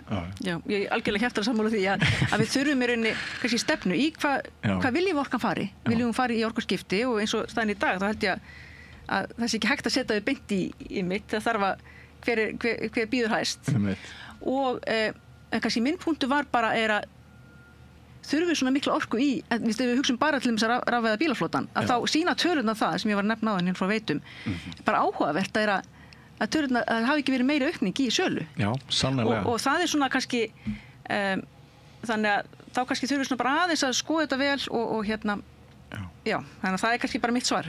Einmitt. En þetta heldur ekkert einfalt og maður sér svona hvernig sumir eigna sér einhvern pínulítinn hluta af rökunum og hamra á því en ég vona það að hlustendur áhorfendur þeir hafi orðið einhvers vísir ég eiginlega svona hálfbiðst afsökunar á því hvað við fórum víðan völl því að ég veit að þetta er ekki draumur sérfræðingsins að vera hent á milli milljón umræðefna en fyrir mig fyrir mig þá þetta búið að vera lærdómsríkt og skemmtilegt og gagnlegt og kæra þakkir fyrir komuna Halldór Björnsson fagstjóri veðurs og loftslags á Veðurstofunni og Hafdís Hanna Ægisdóttir, forstöðumaður Sjálfbærnistofnunar. Við höldum áfram að ræða umhverfismál, við erum sammála og það er mjög mikilvægt. Sannarlega, algjörlega. Takk fyrir komuna. Ekki fara langt, kæru hlustendur, við höldum áfram hér eftir andartak með allt annan kafla. Öflugur og ódýr auglýsingamiðill 40.000 manns sjá eða heyra þætti samstöðvarinnar í hverri viku. Ef þú vilt auglýsa, sendu póst á samstöðin@samstöðin.is.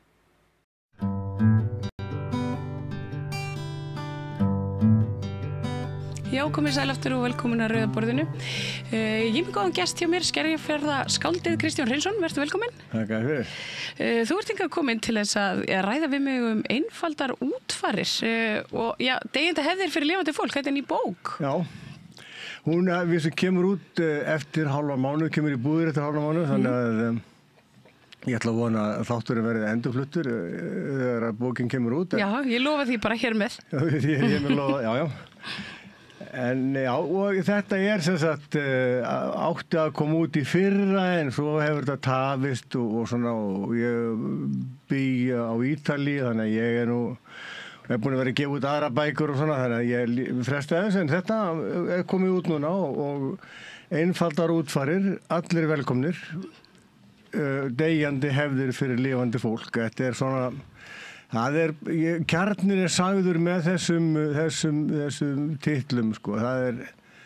Þetta snýst það að ég fór að skoða það hvers vegna það kostar 1,5 milljón að deyja á Íslandi.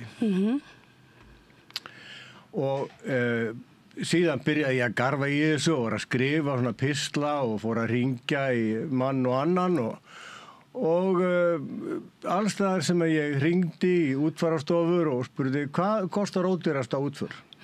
Það var mér sagt, þú sleppur aldrei með minna en 700.000. Og ég fór svona veltaði fyrir mig byttun við, samkvæmt lögum þá er búið að borga fyrir brennslu. Engu að síður er mér sagt að ég þurfa að kaupa kistu til þess að brenna lík. Og þetta kemur ekki heim og saman, þannig að það er alveg á hreinu. Ef að það búið að borga fyrir eitthvað, þá er ekki hægt að láta mig borga fyrir það. Það er bara þannig, þetta er eins og að fara í strætó, borga fargjaldi og þurfa svo að borga aukalega fyrir að kíkja út um gluggann. Þegar þú segir búið að borga þá ertu að tala með sköttum? Með sköttum er búið að greiða fyrir líkbrennslu og greftrun. Og það er búið að greiða fyrir grafreit. Og svo getur hann verið af ýmsum toga. En svo, sagt, ég hringi á mig var að skrifa, þá hringdi ég það bil 100 stofnanir og spurði, ég sagði, ef ég með lík af frænda mínum, sem var frekar leiðilegur maður og enginn vildi neitt með hafa og ég þarf að fara með lík hans, það er upp á Borgarspítala, ég þarf að fara með það yfir í líkbrennsluna og hvað á ég að gera? Undantekningarlaust var mér sagt að ég þurfti að tala við prest og útfararstofu. En ég komst að því að ég get alveg tala við hest og ljósmyndastofu því að prestur og útfararstofa hafa ekkert með dauða þessa frænda míns að gera, að vísa hann að skáldaður. En ef hann hvort sem hann hefði verið til eða ei, þá er þetta, hafa þessar stofnanir ekkert með dauða hans að gera. Hann, þessi skáldaði maður, hann vildi láta brenna sig og dreifa öskunni. En mér er samt sagt að ég þurfa að tala við prest og útfararstofu. Til hvers?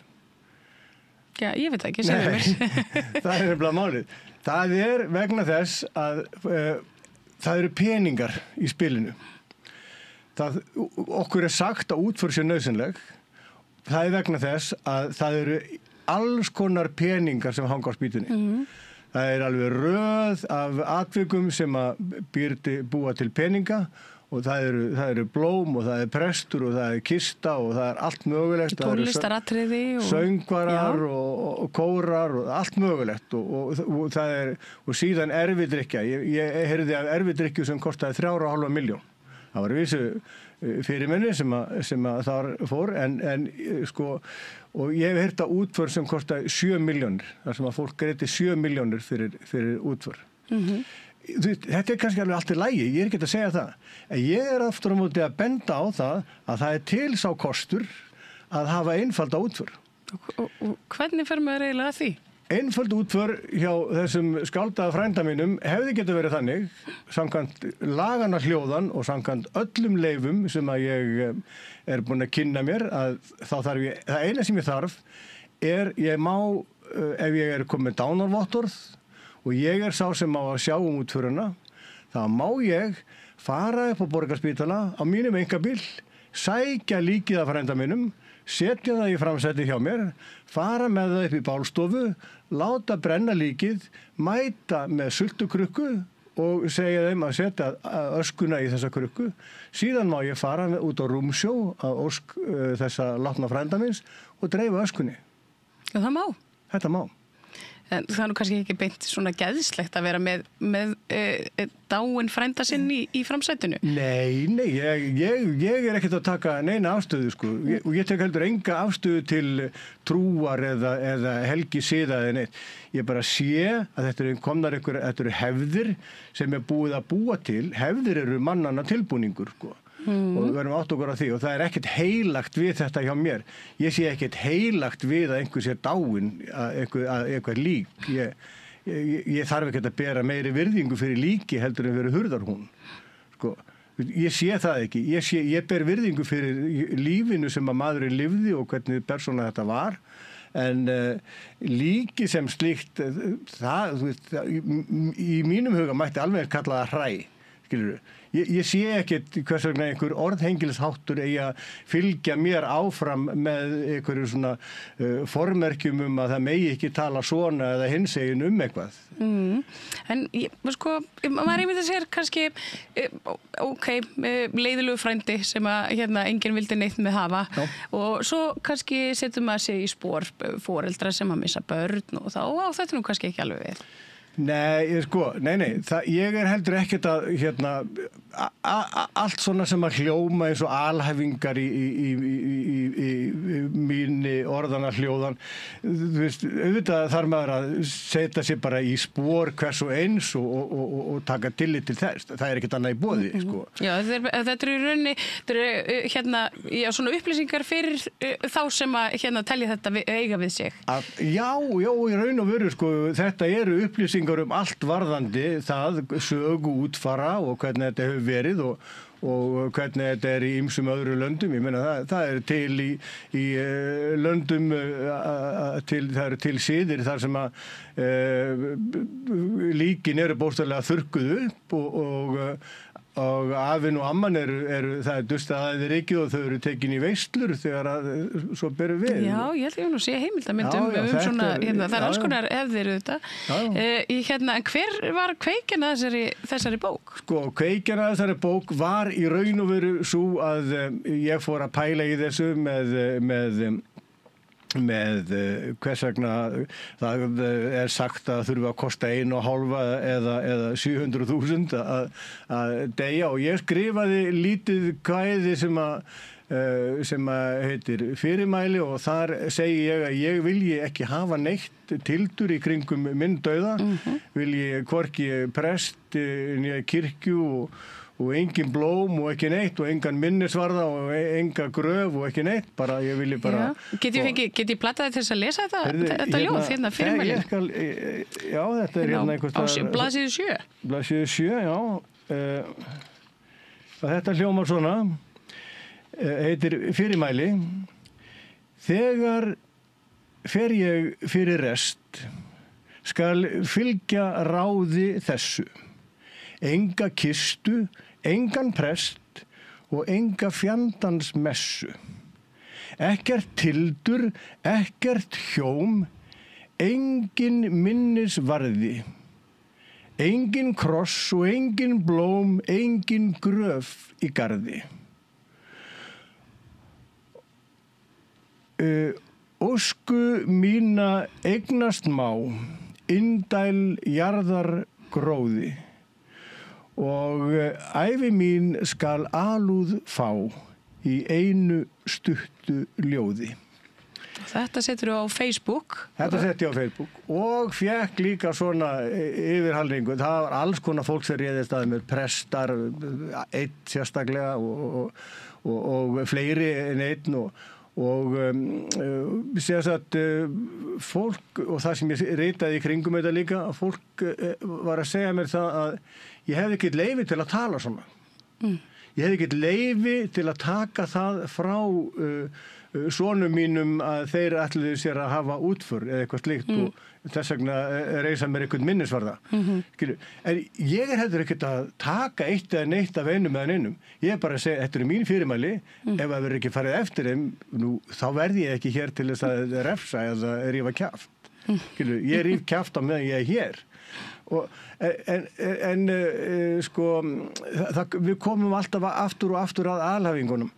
Á meðan ég var að byrja að skrifa þetta og þá fekk ég alls konar símtöl frá fólki, ég fekk bókstaflega hótanir. Já. Það ringdi í mig fólk sem í útfara bransanum, eins og ég segi, og fólk sem sagði mér að ég skildi ekki halda að ég kæmist upp með að tala svona. Að ég skildi ekki halda að ég geti komist upp með að tala niður útfarir. Fannst þeim það að þú vera svona vanhelga dauðan eða þá sem látnir eru? Já, ég fekk aldeilis að heyra það, að ég væri að vanhelga dauðan. En ég hef alveg leyfi til að sjá ekkert heilagt við dauðan. Ég hef aldrei trúað á neitt Guð og aldrei verið í neinum tengslum við einhver, ég hef alveg sagt Guð hjálpiður og annað slíkt og ég hef ort sálma og ég hef gert alls konar. Koma sálmar fyrir Guðir fyrir mörgum af mínum söngtekstum og ljóðum. Það engin spurning, en ég hef aldrei trúað sjálfur. Ég hef bara gert það fyrir annað fólk. Þú bara skrifa fyrir aðra? Já. En hvað þú byrjaði á Ítalíu, hvernig, nú eru Ítalir mjög trúræknir, kaþólikar. Já. Hvernig heldur þessi bók myndi leggjast í þitt heimafólk á Ítalíu? Ég held að þetta myndi falla í mjög góðan jarðveg á Ítalíu. Já. Við erum búin að skoða það að þýða þetta og búin að tala við fólk sem hefur með þetta að gera. Ítalir eru náttúrulega, Páfinn alltaf að kemur hverri viku og Páfi hefur að vera að ræða við Guð og þeir eru, að setla deilur fyrir botni Miðjarðarhafs og þeir eru búin að ákveða að refsa Pútín og svona, það vantar ekki. Ég meina, við fáum alltaf páfan annars lagi, og nýji páfinn, Leo og rosalega vinsæll og svona. Þetta Ítalir eru svolítið svona skemmtilegir í þessum trúamálum sínu, þeir signa sig, þeir ganga fram á kirkjum og svona, og gefa fólki sem fátæklingu sem eru nálægt kirkjum og svona og ég meina ég fór í daginn, það var mikill Íslandsvinur kall sem að dó og við fórum í svona kveðjustund í kirkju og það bókstaflega það leiðilegasta sem ég hef lent í, ég hef lent í alls konar leiðilegu fólki og svona, þessi athöfn var alveg bara algjörlega bottskrapan af öllu sem til Þú var svona þurr þá? Þetta var bara þannig að þetta var svona, það voru 2 prestar sem að þuldu þegar að Kristur fjall frá og Guð fórna honum í nokkra daga og allt það og alveg svakalegu missir, ég meina, hver myndi ekki vilja fórna sinni í einhverja 2-3 daga og lefa honum síðan að standa upp og ég meina, en svo var kona út í sal sem að las í mikrofón, stuttan texta alltaf annars lagi og svo komu Maríubænirnar og það voru alltaf 10 sinnum endurteknar Þetta var svo hrútlega, þú getur ekki ímyndað þetta meir en klukkustund. En svo ég held að Ítalir sé ekkert meira trúaðir heldur en Íslendingar og ekki þannig, það ekki trúabrögð eru í raun og veru töluvert mikið á undanhaldi held ég á Vesturlöndum allavega. En svo til bókstafstrú hjá öðru fólki og það mun væntanlega ná yfirhöndinni í heimi vorum einhver tíman og þá erum við neitt til þess að fara að einhverjum nýjum helgisíðum varðandi greftrun og brennslu og annars Heldur það. Ég ánægst að fara neitt sérstaklega út í það. Þá vakti athygli mína kaflinn númer 9 útför skrautsýninga því að þetta er svona ákveðin skrautsýning af vissu leyti og svona eins og þú talar þannig 10 Maríubænir og svona heitu þetta. Er það svo? Já, og þú veist, ég held að þetta sé, þú veist, að fólk einhvern veginn það þetta fyrir mér eftirlifendur, þau kannski þetta eitthvað svona uppfylling í þetta friðþæging, samviskubitt já, samviskubitt sko, ég veit dæmi og ég nefni hérna dæmi í bókinni og ég veit dæmi úr bara sem sagt af fólki sem ég bókstaflega þekkti vel og hafði kynni af og hef frá fólki sem vinnur á elliheimilum að til í stöðinni að maður hefur dáið án þess að hafa fengið heimsókn í marga mánuði. En kirkjan var stappfull. Það komu allir í útförina. Það komu enginn, ekki einu sinni börnin hans eða barnabörn komu að heimsækja á elliheimilið. Þetta skýtur svolítið skökku við samkvæmt svona minni heimspeki og þetta að sína fólki gæsku. Ætlum við að fara að sína mannunum gæsku loksins þegar hann er dauður. En maður getur nú samt alveg skilið að samviskubitið svona rekið mann áfram. Þetta sé síðasti séns. Þetta er síðasti séns til þess að votta einhverjum ættingum samúð og með því að svona þykjast vera óbúslega góður. Ég held að það sé. Eða kannski bara að maður átta sig allt og seint. Já, en ég meina þú hafðir alveg jafnvel 3, 4, 5 ár til þess að heimsækja mannin en gerðir það ekki en mæti svo í jafnvel í kisturlagningu og allan pakkan og ég veit það ekki, mér finnst þetta svolítið kauðust einhvern veginn þegar svona er gert. Ég ætla að myndi reyna að komast hjá því að taka þátt í svona Já, en þegar þú talar að útfarið þurfi ekki að kosta neitt veistu til þess að þetta hafi verið reynt á þetta? Það hefur reynt á þetta þannig var að þegar ég var að byrja að skoða þetta þá hafði ég samband við alls konar yfirvald og byrjaði á að þræta þetta með bæði get ég verið þrjóskur og ansi svona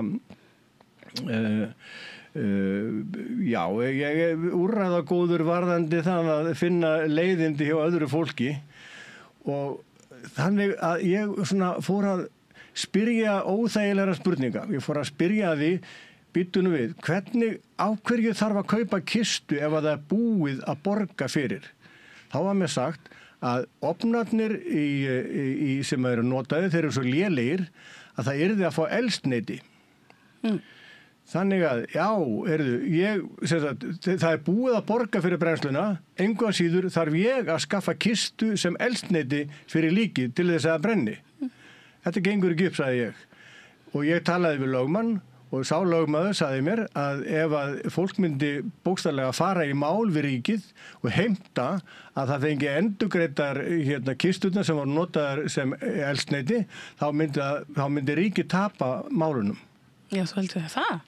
Já, ég meina það er búið að borga fyrir útförin okkur að fara að borga eldsneyti aukalega. Hvernig stendur það því? Ef þú ert borgar, far með leigubíl og svo ertu rukkuð eldsneyti þegar þú ert komin á leiðarenda, ég meina þetta er ekki þannig að það sé hægt að segja eitt og gera annað. Það er búið að greiða fyrir líkbrennsluna og þá átt þú ekki að þurfa að kaupa eldi við. En þeir sagði við mig að þegar ég var að byrja að tala um þetta við yfirvöld og þá sagði þeir að þú gæti þess að komið þá bara með timbur eða eitthvað ef því mér ekki að kaupa kistu. Þú mæta bara með timbur svona hrúaði með? Ef ég vildi gera það. Okay. En ég vil ekki gera það. Nei. Ég er alveg harður á því ef ég ætlaði mér að láta brenna einhvern þá myndi ég ekki borga krónu í eldi við. Kemur ekki til greina. Það er búið að greiða fyrir þetta og þá er búið að greiða fyrir þetta. Og ég er í raun og vera að sína svolítið gott fordæmi með þessu vegna þess að það á ekkert að vera hægt að valta yfir okkur með því að segja eitt og gera annað. En það er alltaf gert og fólk sættir sig alltaf við það. Það er kannski svolítið auðvelt líka að hérna láta fólk sætta sig við hluti þegar það í sorginni. Akkurat. Þarna nefnilega svolítið alltaf verið að skáka í skjóli þess að fólk syrgjendur að ræða. Maður sagði mér að það hefði tíðkast að lík hefði komið í dýrum kistum á staði þar sem átti að fara að brenna og að það hefði verið brent í ódýrari kistum og að aðstandendur hefði ekki viljað þiggja dýrukistuna aftur eða talið að það hefði verið brent í inni eða hvernig sem það var. En þetta svolítið allt mjög sérkennilegt og það eru algjörlega það eru skýra reglur um hvað má grafa og hvernig. En það hvergi alveg skýrt það hvort að það þurfi nauðsynlega að grafa í kistu. Þannig að ég vil bara þetta sé allt á hreinu og ég reyni að kafa hér og hvernig stendur að því að þegar ég spyr 100 stofnanir að því hvað ég á að gera. Af hverju svara mér allir og segja mér að ég þurfa að tala við útfararstofu og prest þegar ég þarf ekki að gera það. Ég þarf ekki að tala við neina útfararstofu. Okkur sagt að útför sé nauðsynleg, en útför ekkert nauðsynleg. Nei, og það svo sem hægt að hafa hana með hverjum hættunum sem En það var eitthvað tímann tíðkuðist nú svona húskveðjur. Jú. Þá var fólk nú bara heima hjá sér. Já. Í alltaf bara viku, jafnvel. Ég veit til þess líka að það gert enn. Ég veit til þess að fólk hefur haft svona bara, og ég minnist á það til dæmis þegar Jón Múli dó, þá var engin athöfn í kirkju, það var bara í salnum, þar bara hittist fólk og fleiri dæmi veit ég og kona hafði samband við mig sem að hún hafði gert það þannig þegar maðurinn hennar dó að það fór eiginlega bara allt fram í kyrþey og ekkert gerðist sko, það kom ég nánast ekkert fram að hann hafi dáið. Þú kallar allavega eftir því að fólk hafi fleiri valmöguleika heldur en þessa eða svona bendir á það að það sé margt annað í boði heldur en að fara eftir þessum típisku hefðum. Akkurat, sko hefðirnar eru líka svolítið spillandi vegna þess að okkur sagt að maður þurfi að vera sorgmæddur. Sko, það ekkert sjálfgefið og líka, ég meina, ég þekki fólk og hef kynst fólk í gegnum tíðina sem í sorg í mörg ár og alltaf að velta sér upp úr dauða þessa eða hins. Ég ekki að segja að þetta sé eitthvað mein galla og þetta megi ekki, en ég að segja, mér finnst þetta skjóta svolítið skokku við vegna þess að dauði bara svona endanleg afgreiðsla lífs einhvers manns. Hann bara fellur frá og hann bara dáinn og hann verður ekkert reistur við. Það alveg sama hvað við grenjum og alveg sama hvað við tautum og raulum og byrtum myndir á Facebook og segjum að þetta sé svona og svona og svona og mér líði svo illa og svo illa og svo illa. Það mun ekkert batna. Nei, en það ekki bara en það ekki bara þarf fólk ekki líka bara að fá að hafa sínar tilfinningar einhvern veginn? Jú, en það sem ég að segja að sko það fyrsta sem maður á að gera það að sætta sig við það að einhver fellur frá. Þá getur maður byrjað að vinna í minningunum og láta minningarnar vera læknandi. En ef maður byrjar á sorginu og fer að vorkenna sjálfum sér fyrir að hafa mist einhvern, þá maður að grafa sér ennþá dýpri hólu með degi hverjum. Með því að horfast í augu við dauðan og sætta sig við hann, sætta sig við orðin hlut, þá getur þið farið að draga til þín minningar og fagrar hugsanir. Þetta sem ég að benda á og sem mér finnst vera svona heimsbyggilega að tala mjög skynsamleg leið. Já, skynsalegt. Já, en hvort að fólk tilbúið til að fara þá leið, það veit ég ekki. Sko, í dag það lyfjameðferðir við sorg. Já, við sorg ég við mitt. Einhvern tímann fjallaði ég nú það að fólk sem að missir sér eitthvað nákominni að fara oft svona boð frá heimilislækni upp á að fá róandi lyf. Já, það alveg margar tegundir lyfja sem bara bókstaflega eru við sorgarferli. Já, þá erum við bara komið með stórt samfélagsvandamáli við getum ekki tekist á við tilfinningar okkar. Náttúrulega, og ef að dauði einhvers þarf að kalla á sjúkdómsgreiningu hjá fjölskyldunni, þá þetta svolítið furðulegt samhengi, sko. Einhver deyr og allir hinnir verða veikir, skilur og þurfa að fá lyf. Það gengur ekki upp.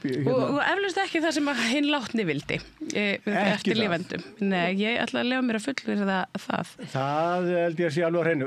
Og líka, sko, ég meina, ég kynnti mér, það eru batteri, það eru alls konar teymi sem að fólk getur komist í og alls konar sálfræði meðferð og geðlækna meðferð og allt mögulegt. En þetta ekki bara gott dæmi það hvernig svona kapitalistkerfi í okkar samfélagi og samfélögum, bara svona nútíma vestrænu samfélögum, finnur einhverja leið til þess að hagnast og svona gróðavæða hvað sem er? Algjörlega.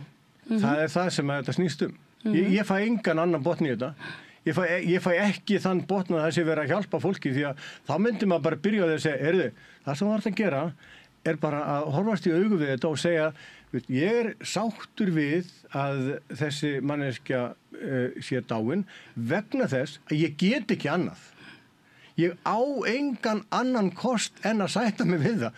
Sama hversu ósáttur ég þykist vera og vilji vera, þá get ég ekki annað en sætt mig við það ef einhvern deyr.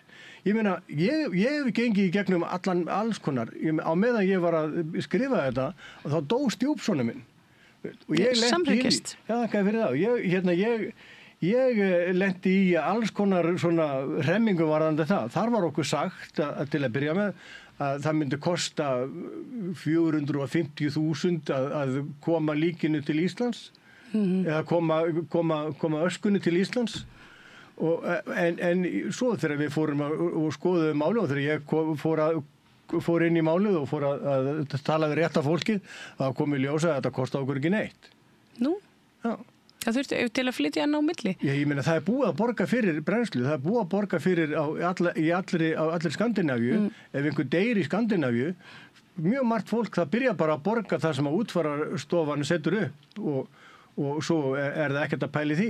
Það borgar með glöðugeði 450.000 fyrir að fá ástvinin í krukku heim til Íslands og geta gengið frá sínum hlutum. Ég meina, og það var ekki að verið nískusakir eða sparnaðaraðgerð að ég neitaði að borga þetta, heldur vildi ég bara að láta vita af því að svona þetta. Það búið að greiða fyrir þetta og þá þarf ekki að greiða fyrir það aftur.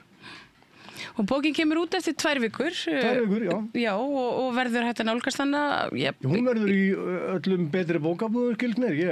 Ég ætla rétt að vona að svo fari og ég sem flestir lesi þetta því að ég held að ég sé að gera mörgum gott með því að svona skoða þessa hluti frá A til Ö. Já, svona með öðrum augum allavega. Já, já, ég leyfi mér alltaf að vera skáldlegur, ég leyfi mér líka alltaf að vera svolítið heimspekingur, ég hef verið uppnefndur heimspekingur og uppnefndur skáld alveg frá því að mann eftir mér, sko, þannig að ég tek upp svona með sjálfum mér, sko, að kafa í hluti og svona, já, velta mér algjörlega, velta öllum steinum við og skoða frá A til Ö, þannig að þetta bara svona eina mínu leiðum og ég meina oft vinna við að koma saman svona 100-200 blaðsina bók, vinnan nokkur 100 blaðsíður í viðbót, sko. Já, það bara skera af. Já. Það þannig, sko. Já. Og ég hefði getað haldið lengi áfram varðandi þetta en ég svona ákvaða að setja punktin við og koma þessu frá mig því að ég held að sko einfaldar útfarir, það eitthvað sem koma skal og ég held að ég geti opnað augum margra með þessu. Þetta einfaldar útfarir, ég vildi tala ódýrar útfarir fyrst en Helgi P. Ríja Tríó, hann gaukaði ég með 3 ára og ég nefnaði Helgi gaukaði ég með að þetta einfaldar útfarir, það miklu fallegra og ég komst að því að svo það einfaldar útfarir sko einföld útför á ekki að þurfa að kosta nokkuð skapaðan hlut en hún held ég að geti skilað fólki miklu meiri mennsku heldur en eitthvað tildur og hjóm sem að stöðugt verið að sækjast eftir. Og þú vilt, óskar eftir sjálfboðalögum sem eru tilbúnir að stofna samtökum þessar einföldu ódýru útfarir. Já, ég gerði það þarna á sínum tíma en ég held að það þurfi að vera til svona ríkisbatteri í raun og veru. þar sem að þegar einhver deyr þá á að segja þér, svona átt að fara í gegnum einhvers konar ferli, segja þetta þarf ekki að kosta þig neitt, þú þarft ekki að tala við prest eða neitt, við bara, þessi stofnun sér bara þig og segja þér það fyrst og fremst að þú þarft að byrja að sætta þig við þetta. Og síðan, sem sagt, ef að þú vilt láta brenna líkið eða grafa í kistu eða eitthvað slíkt, að þá munum við sjá það bara og síðan getið þið mætt með ykkar fólk eða viljið. En þetta á ekki að vera þannig að þurfi að vera með einhverja skrúðgöngu sem að kostar hellingapeningum og blóma haf, ég meina. Og ekkert allir hafa endilega ráð á. Einmitt. Líka það eitt að fólk hefur skuldsett sig bókstaflega, fjölskyldur hafa skuldsett sig vegna útfara. Það hefur gert, ég mörg dæmi þess veit ég og ég hef heyrt svo margar svo skrýtnar sögur, þú veist, á meðan ég var að gera það, óteljandi andlit sem ég sá fyrir mér sem voru að segja mér hitt og þetta varðandi furðulegustu aðgerðir í útfaramálum, sko. Prestar sem mættu í erfidrykkina til að rukka, sko, einhvern veginn finnst mér þetta allt svolítið skjóta skökku við, ég verð að segja það. Það er bara... Ég er sammála því, við þurfum að tala meira dauðan. Ég held að... Já, það er að tala meira dauðan og tala líka sáttina, sko. Akkurat. Sáttin er svolítið gleymt fyrirbæri. Sátt, til dæmis að vera sátt við að vera ósamála, það er eiginlega alveg glatað. Pappi sagði þetta, þú veist, þeir voru margir bræðurnir og þeir voru, þú veist, að rífast, en þeir höfðu eitt motto, þeir kunnu að vera sammála að vera ósamála. Og ég lærði þetta ekki aftur fyrir en að ég var bara orðin 60, en það var mitt samfélag var búið að taka þetta frá mér, sko. Það var ekki til. Já, og það er hægt að vera ósammála þessu en það hafa allir gott að því að víkka hugan og fá fleiri hugmyndir. Kristján Hreinsson, skerjafura skáld og heimspekingur, þakkar kærlega fyrir að koma hérna og segja okkur frá bókinni Einfaldar útfarir, allir velkomnir, sem eru deyjandi hefðir fyrir lifandi fólk. Og dokkið við það meira hér handan við hlé. Alþýðufélagið er frábær hugmynd. Félagsgjöld í Alþýðufélagið eru krónur 2.750 á mánuði og renna óskipt til dagskrár og útsendinga samstöðvarinnar. Samstöðin.is.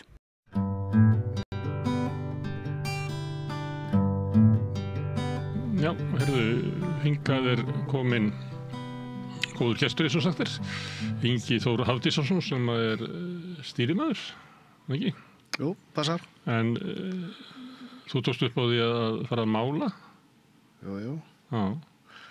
Við erum manneskjur og lifum í tjáningu. Við erum manneskjur og lifum í tjáningu. Nú. Já. Herðu, ég kynntist þér hérna þegar þú gerðir eiginlega uppreist. Þá varstu stýrimaður á Berglín. Já. GK. Já. Þá voru deilur verð á afla. Samninga. Já. Og skemmtilegu tími. Nú. Já, ég meina, þú veist, það hefur illa verið látið sjómenn síðustu áratugi og allt í lagi að mynda á okkur að við menn og það var ekki valsæði okkur og þetta var svona góð áminningu það var einhverju sjómenn sem ýttu tilbaka einhvern tímann. Já. En þið voruð á hvað? Voruð á Rækju eða? Jú, Rækju. Og það er samningar það að þið fáið hlut, eða ekki? Jú, það var... Og svo eru þeir að selja sjálfum sér, eða ekki? Jú. Og þá er samið að verðið taki mið af ykkur, eða? Jú. Það sem var þá vesen á þessum tímapunkti var að það voru samningar frá ári áður og samningar falli ekki á gildi fyrir en að nema þeir hafi enda dagsetningu eða þá nýjir komir. Já. Og þessi samningu sem var undir þetta ára áður var með engar enda dagsetningu og við höfum hafið veiðar þetta árið þá og það var ekki komin eitt nýr samningur. Þannig að það er svo veiðir á þeim tímapunkti er náttúrulega bara borgað eftir gömlu samningu. Og það var deilumálið þá og... Þau vildu borga lækka verðið? Já. Og þá... Sigldið þú í land? Já, ég var einn af þeim sem að sigldið skipur land.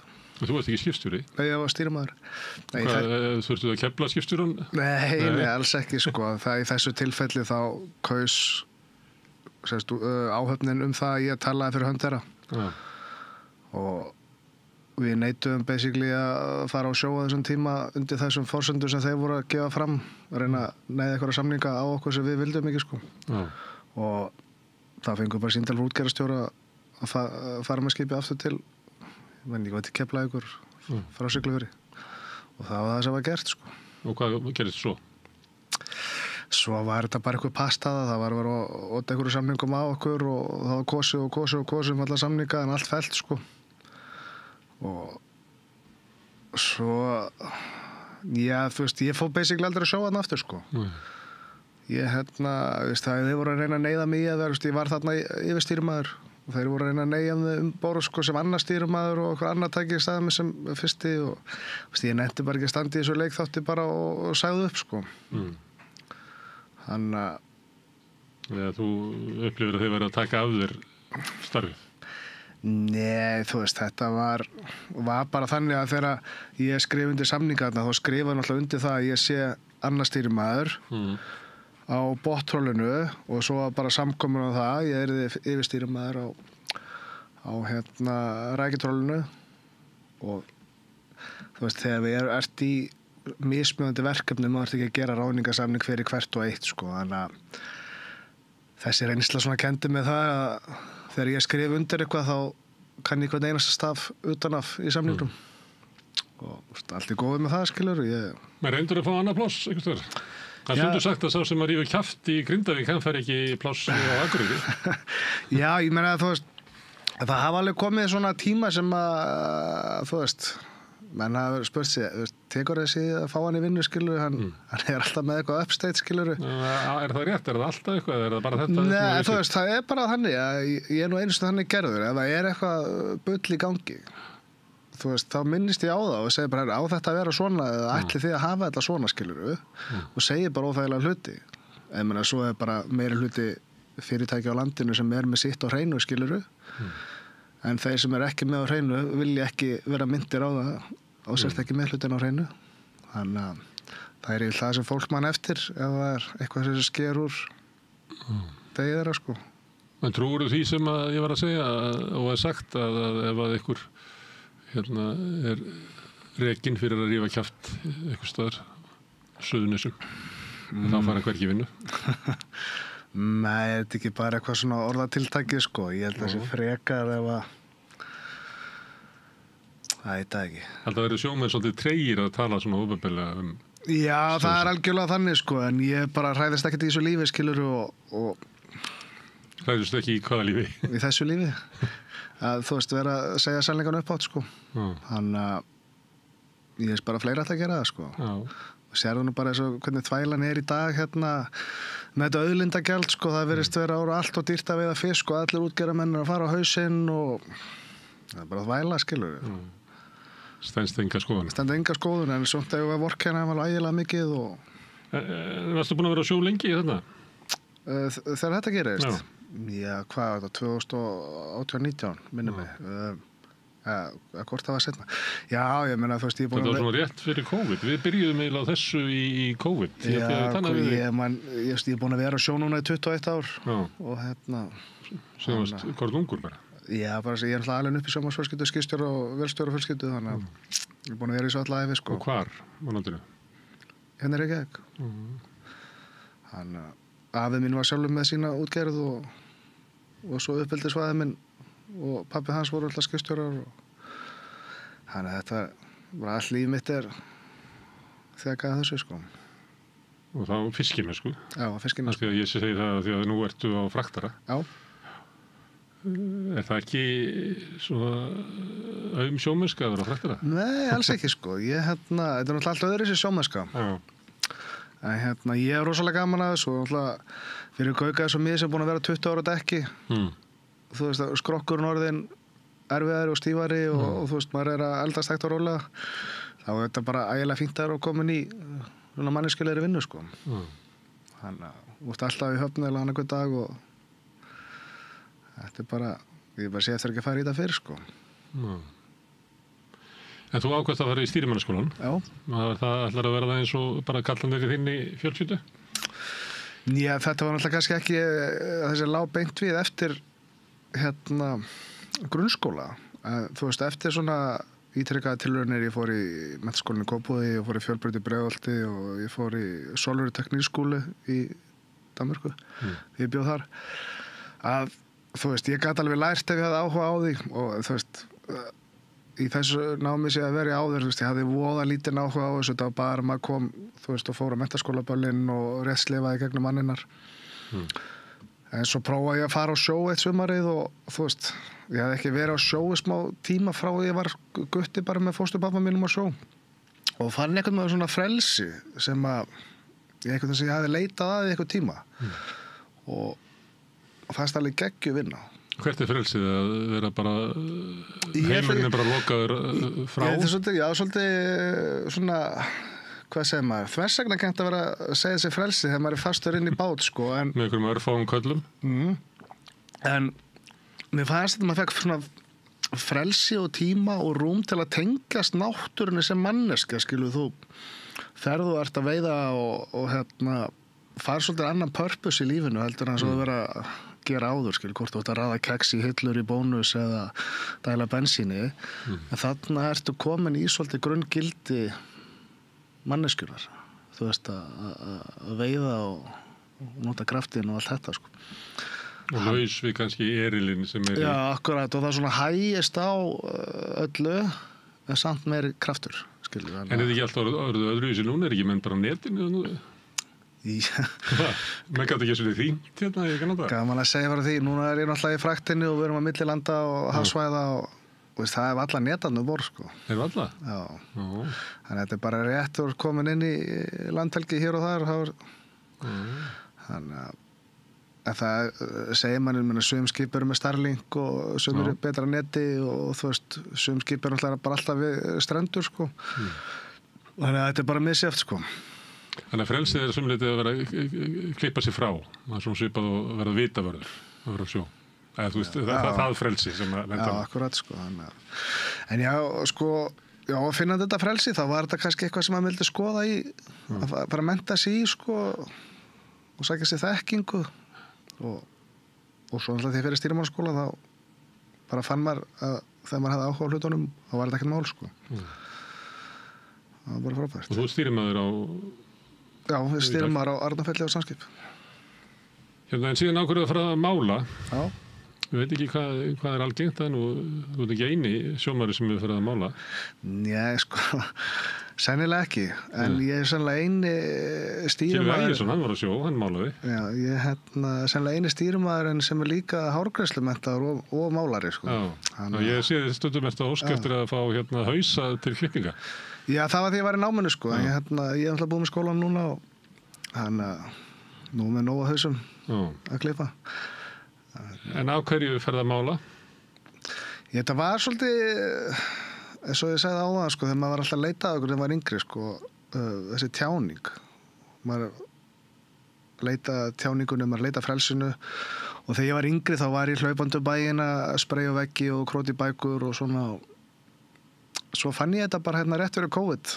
Mér bara datt ég að finna með striga, málingu.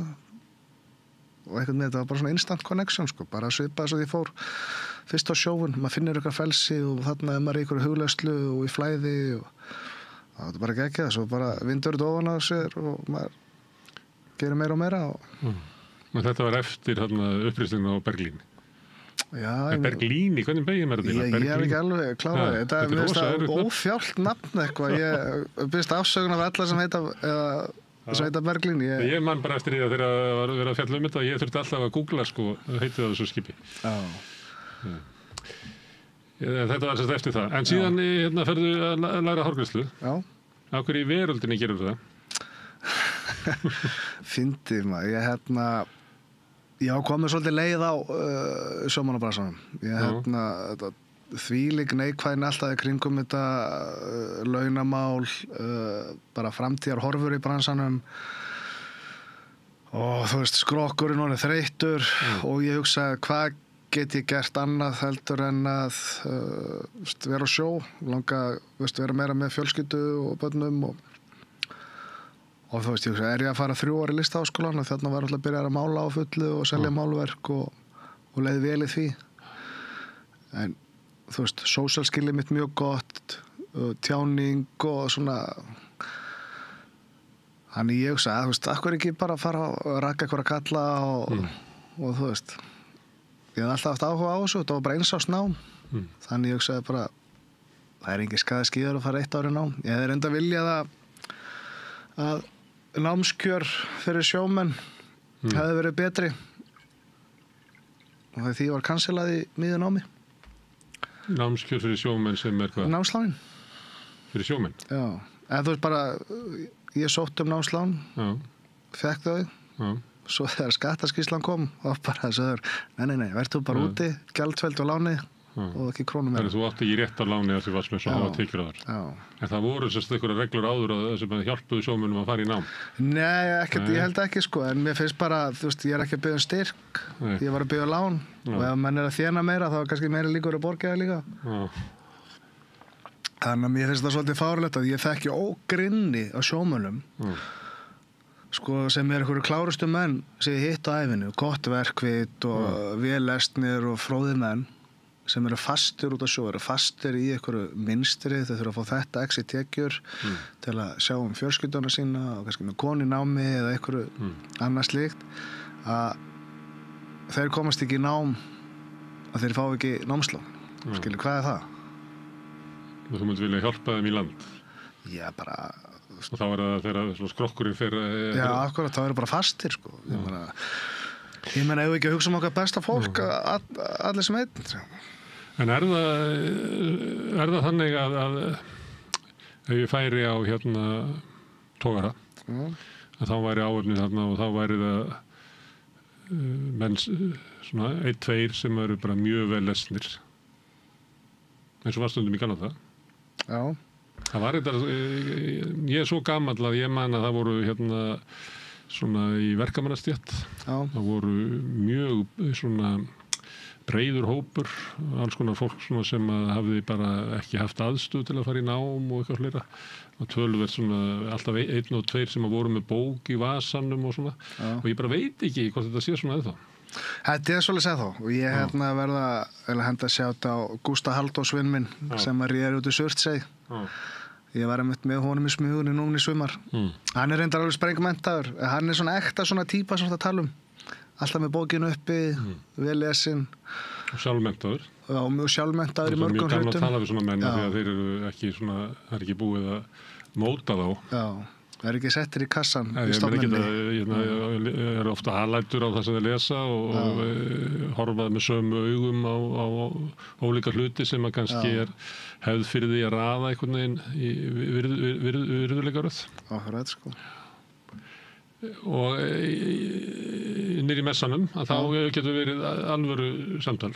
Já. Mér leittist þetta svolítið, ég var á sjó, mér fannst það svona svolítið innihaldslust stundum. Og þegar kom einhver og setti klámsbólu í tækið, þá fór ég bara og ég hugsaði, ég meik ekki að vinna á svona kallavinnustöðum. Og ég hef aldrei verið hrifinn af búningsherbergjum, aldrei verið hrifinn af veiðiskálum, aldrei verið hrifinn af svona messum, af því að það er eitthvað við svona karla, þegar margir karla koma saman sem að verður ótrúlega steikt eitthvað. Er það ekki þannig í messunum? Ég er enda, sko, ég hef búin að vera á sjó í 21 ár, ég hef aldrei séð þessa klámsbólu fara í, en ég er alveg sjúkur í svona akkurat öðveg sem þú varst að lýsa, svona kalla vinnustæði, búningsklefa, þú veist það sem að menn þvarga og rífast alveg, þá ætlaði bara nánast komið að hnefa, sko. Þú veist, mér finnst það rosalega gaman að æsa menn upp, sko, þótt ég sé algjörlega ekki sammála því sem ég er að segja, bara til að fá það aðeins á stað, sko. Ég á bræður sem voru lengi á sjó og þeir hafa einmitt þessa eiginleika að þykja gaman í samtali við að æsa einhvern veginn. Já, mér finnst það alveg æðislegt, en það gefur þessu smá vikt, sko.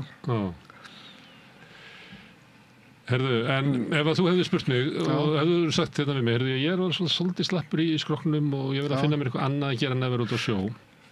Ég hefði ekki mælt með því að fara í hárgreiðslu. Nei, þar stendur allan daginn. Það er að vinna með efni sem eru bara stórhættuleg.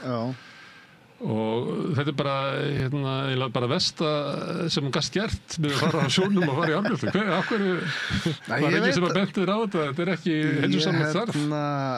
Það er eitthvað sjarmerandi þetta starf. Mér finnst alltaf góð lykt á hárgreiðslustofum. Mér finnst klippar alltaf vel til fara.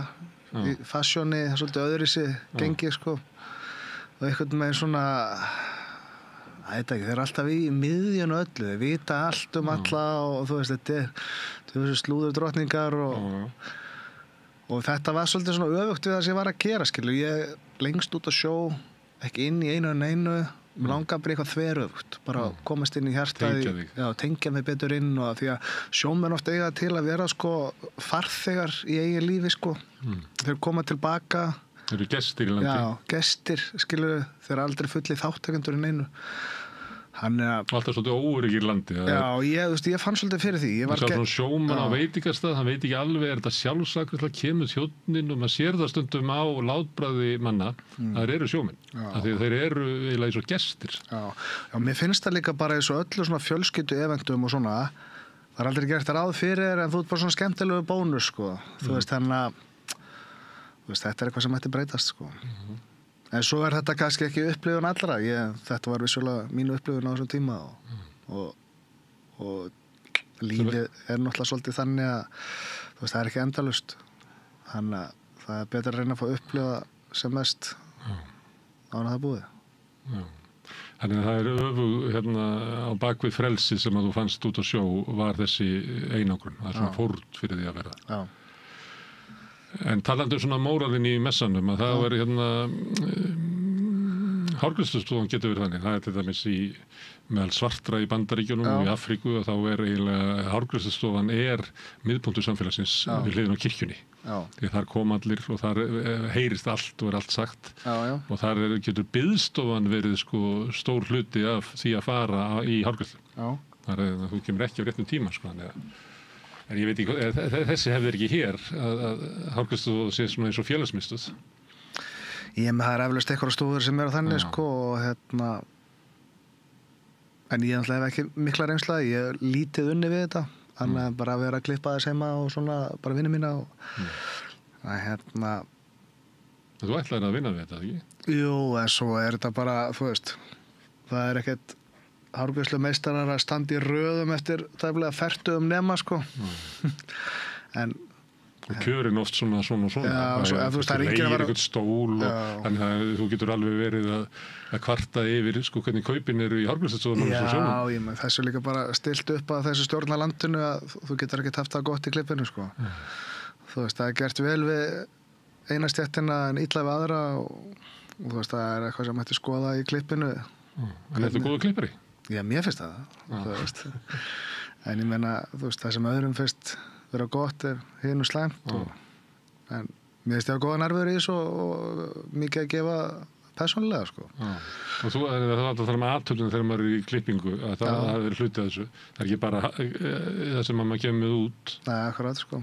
En þú þarft náttúrulega að ráða við það. Þú þarft að vera með eitthvað svona þrívítaskilning til að geta verið góðu klippar eða ekki? Já sko, mér finnst það svolítið eins og að sauma troll. Þú veist, ég hef alltaf sagt það sko að það er góður netamaður og það er að læra að tella upp á 4 og vera góður klippari þá er þetta að læra 4 form og þú skilur formin og kannu telpa 4 þá er þetta ekkert flókið sko. Og hver eru 4 form? Er það leyndamál kannski? Nei, þetta er basically bara svona eins og hringur, þríningur, kassi og trapisa sko. En og bara hvernig það þú veist. Þannig það er alltaf verið að vinna með það sama? Alltaf verið að vinna með það sama og allt út frá þessu 4 formum. Og svo bara skæra beitinga, hvernig þú beitir hníf og sumir eru listamenn í þessu og aðrir eru iðnaðarmenn í þessu. Ég fer til rakara. Já. Ég fer yfirleitt alltaf þegar sko, skeggið er úr sér vaxið. Það gerist á undan hárinu. Sko. Ég myndi alveg þola að fara sjaldnar út af hárinu. Sko. Já. En það er ekki allir góður í það að klippa skegg. Sko. Nei, ég er hjartalega sammálaður. En þú ert náttúrulega með skegg. Ferðu til rakara eða klippir þú sjálfur? Ég vil reyni svona að fresta því að fara til aðeins með aðeins svona dúlla sjálfur í því sko. En þú veist, ég get hvorki klift sjálf á mig, raka sjálf á mig eins og fagmaður, sko. Að En af hverju eru fólk svona misskotti í skegginu? Er það bara svona auka búkurinn? Ég var einmitt, sko, ég var í klippingu í gær og ég var að ræða þetta við gæjan og mér veist full mikið vera, þú veist, þegar að vera að klippa skegg, að vera svona njörveta niður í eitthvað form. Og mér veist skegg í náttúru sinni vera svolítið þannig að þú þarft að leyfa að vera vilt en ekki vilt og einhvern veginn að reyna að kapsjúra þessa kallmesku ímynd en skauta framjá sóðalegu ímyndinni og mér finnst þetta að vera svona, þú veist, annarkvort ertu með þetta eða ekki. En er þetta ekki bara svona einstíð, svo hvað sögðu þetta stuðmenn temmilega væld en alltaf með kurtisina fyrir þetta er svona, þú veit að þetta væld en snirtilegt. Akkurat, sko. Þetta má ekki vera þannig bara eins og þetta sé eitthvað legoskegg sem er sett á því, sko. Þetta verður að fá að vera svona bara afsprengi náttúrunar. Þannig sé ég þetta, svo getur verið eitthvað allt annað sem hugsa bara, þetta er bara kjaftaði sem það segja, skilur. Ég deili ekki, ég á samræði við rakarann minn. Já. Að mér finnst hann vilja tekna á mig eitthvað svona annarkvort verdi eða eitthvað svona eins og eitthvað spænskur miðaldamaður eða eitthvað slúðis. Já. Af því hún finnst það gaman. Já. En ég vil frekar hafa það svona meira einfaldara. Já. En svo er það bara eftir í hvernig skapið við erum í hvor ræður meira, sko. Því að ég get ekki aftur að klippa mér svona reglulega og hann má aldrei ráða, sko. Já. Ég get ekki verið að segja fagmennum alltaf hvað hann á að gera. Já. Og stundum gerir hann eitthvað og þetta er fínt hjá þér. Rétt hjá þér kannski. Það er ekki snuðt að fara alltaf eftir því sem ég legg til. Já, svo má þetta líka vera seasonal, skilurðu. Já. Styttri hliðar á sömurinn og þetta er bara sem að klæða sig ekki eins og sumar og vetur. Nú er þetta ekki þitt svolítið svona úfið og svona. Það er langt sem þú farið styrta. Viltu hafa þetta svona? Ég vil hafa það svolítið úfið, sko. Ég vil vera svolítið kalla-leiri, sko. Já. Þú ert svona kalla-kall. Já, ég er svolítið kalla-kall, sko. Finnst þið gott að fá hakkabuff í haldinu? Já, hakkabuff og egg. Það er bara ekki auðvitað, sko. Ég myndi að reyna að leggja upp og geta bara kjöt alla daga og drekka bara vatn, sko. Þannig að kalla-legra verður það ekki. Nei. En það er þannig að það, áður við slúum okkur aftur á myndlistinni. Já. Með þetta, nú er karlmennskan í kreppu. Já. Finnst þið það? Já, mér finnst það. Hver er kreppan? Hvað sér þau? Hver er kreppan? Eru við svona lélegar fyrirmyndir fyrir ungu strákana? Þetta er mjög skemmtilegt umræðefni. En þú veist, eldfimt. Þú veist, ég geti sagt eitthvað hérna og svo var ég bara komið steina á mig hérna. Þannig að biðja fylgjendur að senda 12 posta á mig eða eitthvað, ég veit það ekki. En þú veist, kallmennska, er það ekki bara vera alltaf til staðar, hjálpa þeim sem vinna með sín, halda skildið þeim sem vinna með sín, taka ábyrgð. Er það ekki svona ágætis grunngildi fyrir kallmennsku? Er til eitthvað sem heitir eitlur kallmennska? Af hverju það bara eitt hugtak haldið á lofti? Það sé ekki þau meina til eitruð kvenmennska. Nei, það var enginn talað um það. En mér finnst það bara svo narratífi vera svo rámt, skilur. Þú veist, akkur alltaf vera að hugsa um eitthvað sem er slæmt. Hverju finnum við ekki frekar narratífi sem er gott? Já, það verður þá kannski kallan að gera það, sko. Já, þeir hafa ekki haft orðið. Þeim er það orðið. Það er nú svolítið kallmennskulegt. Þú sagði það upphafi að þú vildir kvarta eða segja þína skoðun til það skildu þína. Ég hef alltaf litið það sem hluti af kallmennskunni. Að segja það sem að manni finnst. Já, ég meina, þú veist, er það ekki bara þannig að allir sem hafa haft orðið, skilur þau, þurfa, þú veist, pay for it, skilur þau setna. Það er ráðist á það og, þú veist, það nennir enginn alltaf að vera í skotlínunni. Ég bara eins og þegar ég var í skotlínunni, það tekur á. Það er alltaf undir smásjá og taka hitan á hlutunum og eiga minni séns á vinnu. En þú veist, maður jafnar sig á því. Og gjaldi fyrir að losna við það getur verið svo stórt, sko. Það er bara að vera þegja og vera penn og maður alltaf við sig ganga og ég var ekki alveg upp þannig. Ég var alveg upp fyrir að maður ekki gera það, sko. Og þá bara tekum mér aflýðingunum. Já, en ég já, með kallmennskuna, þú veist, engin sérfræðingur í þessum málum, en þetta eitthvað sem mætti skoða í samfélaginu, skilurðu, hvernig maður góður kall, skilurðu, hvernig maður góður kona og hvernig maður góður þjóðfélagstegn, skilurðu, og mér svolítið við svona mist sjónar á þessu bara hvernig það var góð manneskja, sko.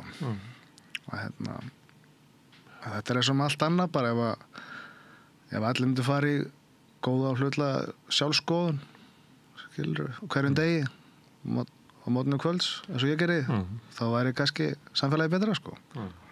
Svo þetta náttúrulega alls konar, kallar í vandræðum, alls konar ástæð.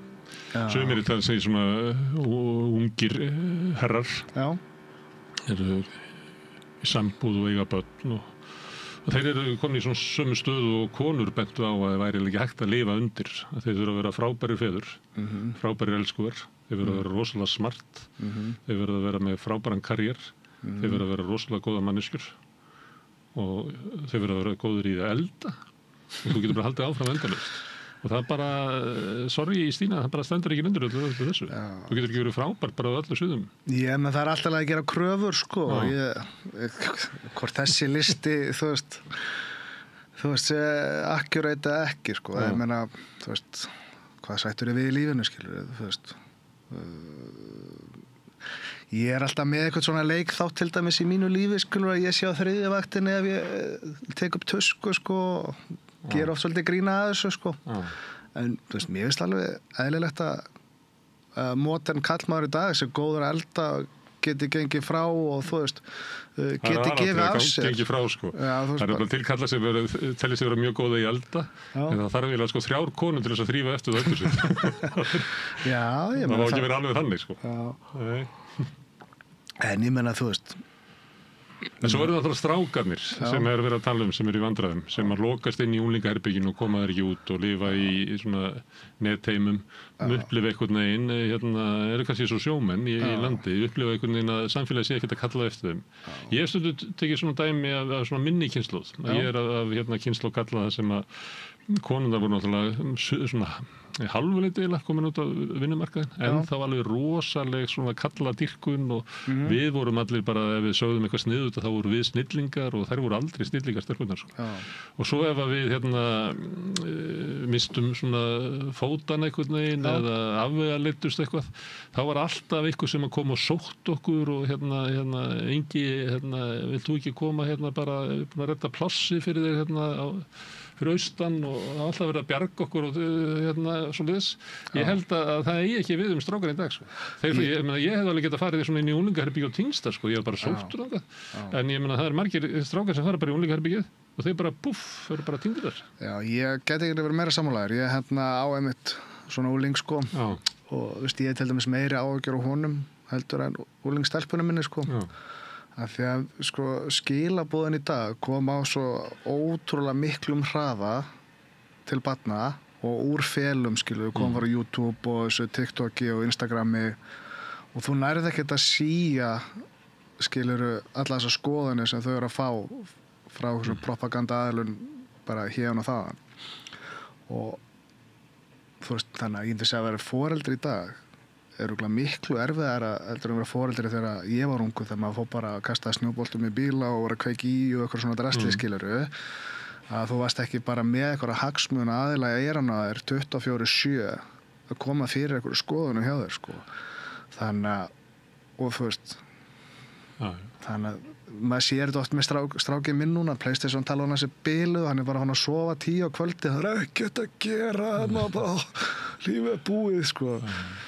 Þannig að þetta er helviti krefjandi í dag af því að sko ég ber alltaf ábyrgð á því eins og ég segi oft við hann bara sko drengur minni, ég geti dáið á morgun þannig ég þarf að kenna þér allt það sem ég kann á hverjum degi af því það er mitt jobb að skila þér af mér, skiluru, sem fullorðnum kallmanni, skiluru. Þannig þú getur bara sett í vél, skiluru, þú getur málað íbúðin en þá kaupir hana og þú þarft ekki að fá, þú veist, iðnamenn í þetta allt, skiluru, þú getur tekið ábyrgð á eigin lífi. En þú vilt kenna síninu þetta, en ekki dóttur? Jú, þú veist, þetta er alltaf bara samspil með móðurinnar að ala upp og þú veist, ég ætla ekki að ala dóttur minna upp sem kallmann, en ég kenni henni þau gildi sem ég kann, skiluru. Og ég hef alltaf sagt til dæmis á son minn að þú veist, lífið verður aðeins léttara fyrir hana núna, skilurðu, það verður erfiðar fyrir þig núna, skilurðu, en ég vonast til að skilja ykkur báðar með mér þannig ég hafi engar áhyggjur að ykkur, skilurðu. Ég hef reynt að alveg 3 börn, stundu segja, ég hef bara reynt að kenna ykkur eitt, það er að hafa munni fyrir hún diskinn, sem er svo að beygja sig undir það að þú verður aðlagað heiminum, en ef þú missir matinn út þá dettur þú á diskinn. Þannig að ef þú lærir þetta, þá kanntu allt. Svo ég reynda ríka talandi diskinn, þú ætti að klára matinn á disknum. Það sem þú situr á diskinn, þá átt þú að klára. Þú ætti ekki að taka meira til þín en þú ætlar að nota. Það er svipað, þú átt ekki að skjóta fleiri dýri þú ætlar að éta. Nei, akkurat, ég skil ekki það. Fyrra hef ég tekist að kenna þeim, en seinna við tókum mynd, það er yngsta systirinn, eða dóttir mín, kláraði á disknum og sendi eldri börnunum. Ég er nefnilega svolítið gamaldags með það. Þess vegna segi, þá vill ég, kenna syni mínum alla þess að kalla þætti, skilur að smíða og þetta. Og svo treysti ég á mömmuna, skilur, mömmu er að hún kenni dóttur okkar að bara gera sitt. Og með þetta með matinn, ég er glad, eina foreldri í vinahópnum sem er bara strangur, það er matur klukkan 7. Ég vil að allir séu við mataborðið, ég vil að allir klári matið sín.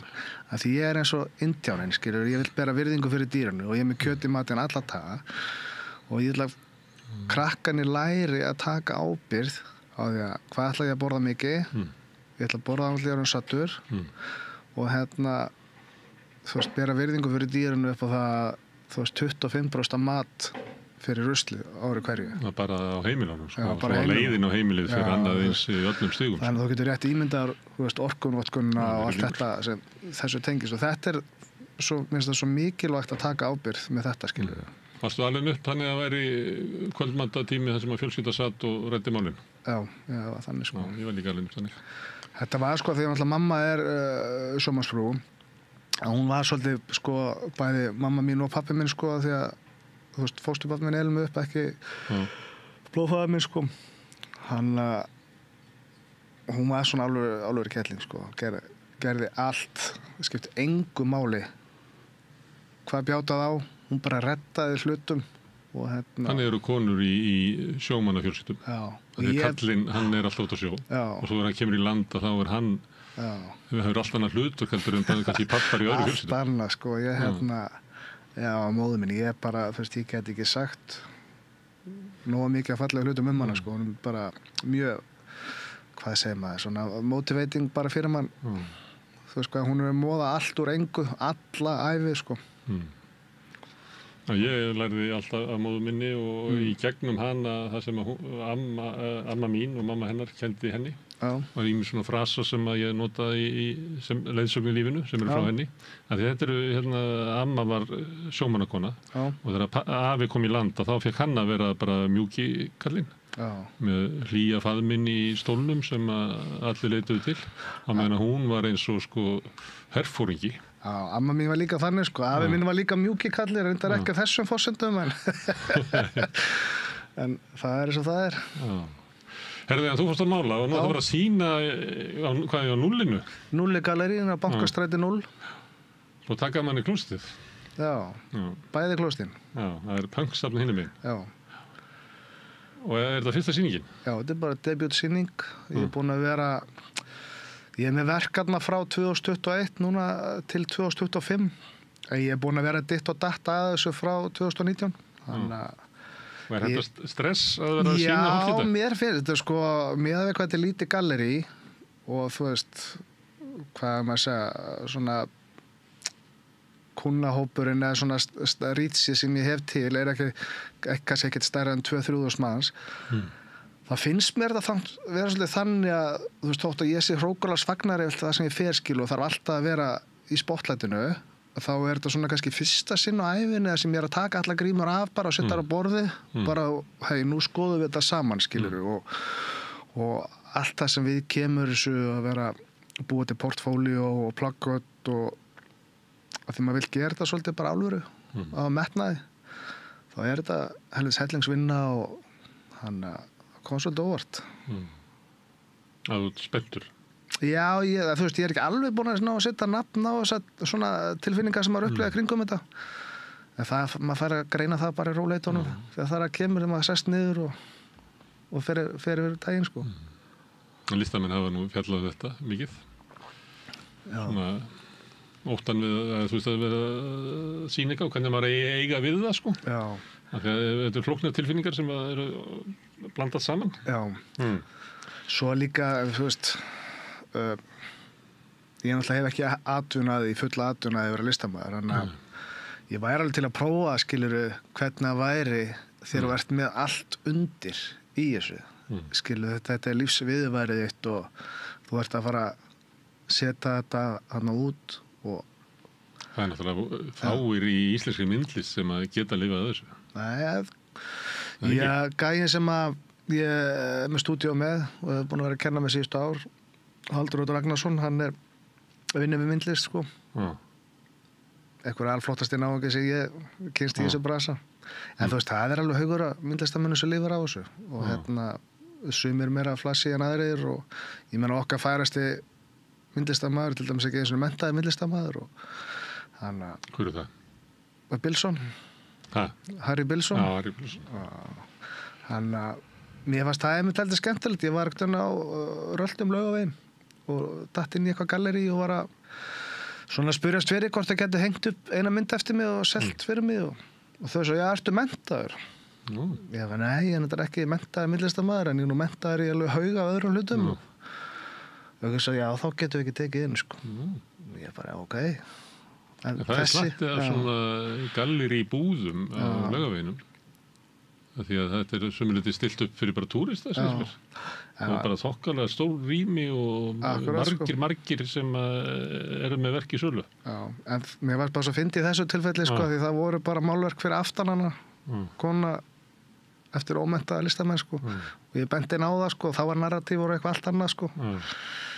En þetta er bara eins og með annað í lífinu, skilur, ef þú getur látið af einhverju hroka, þá varst alltaf betri veg en ekki, sko.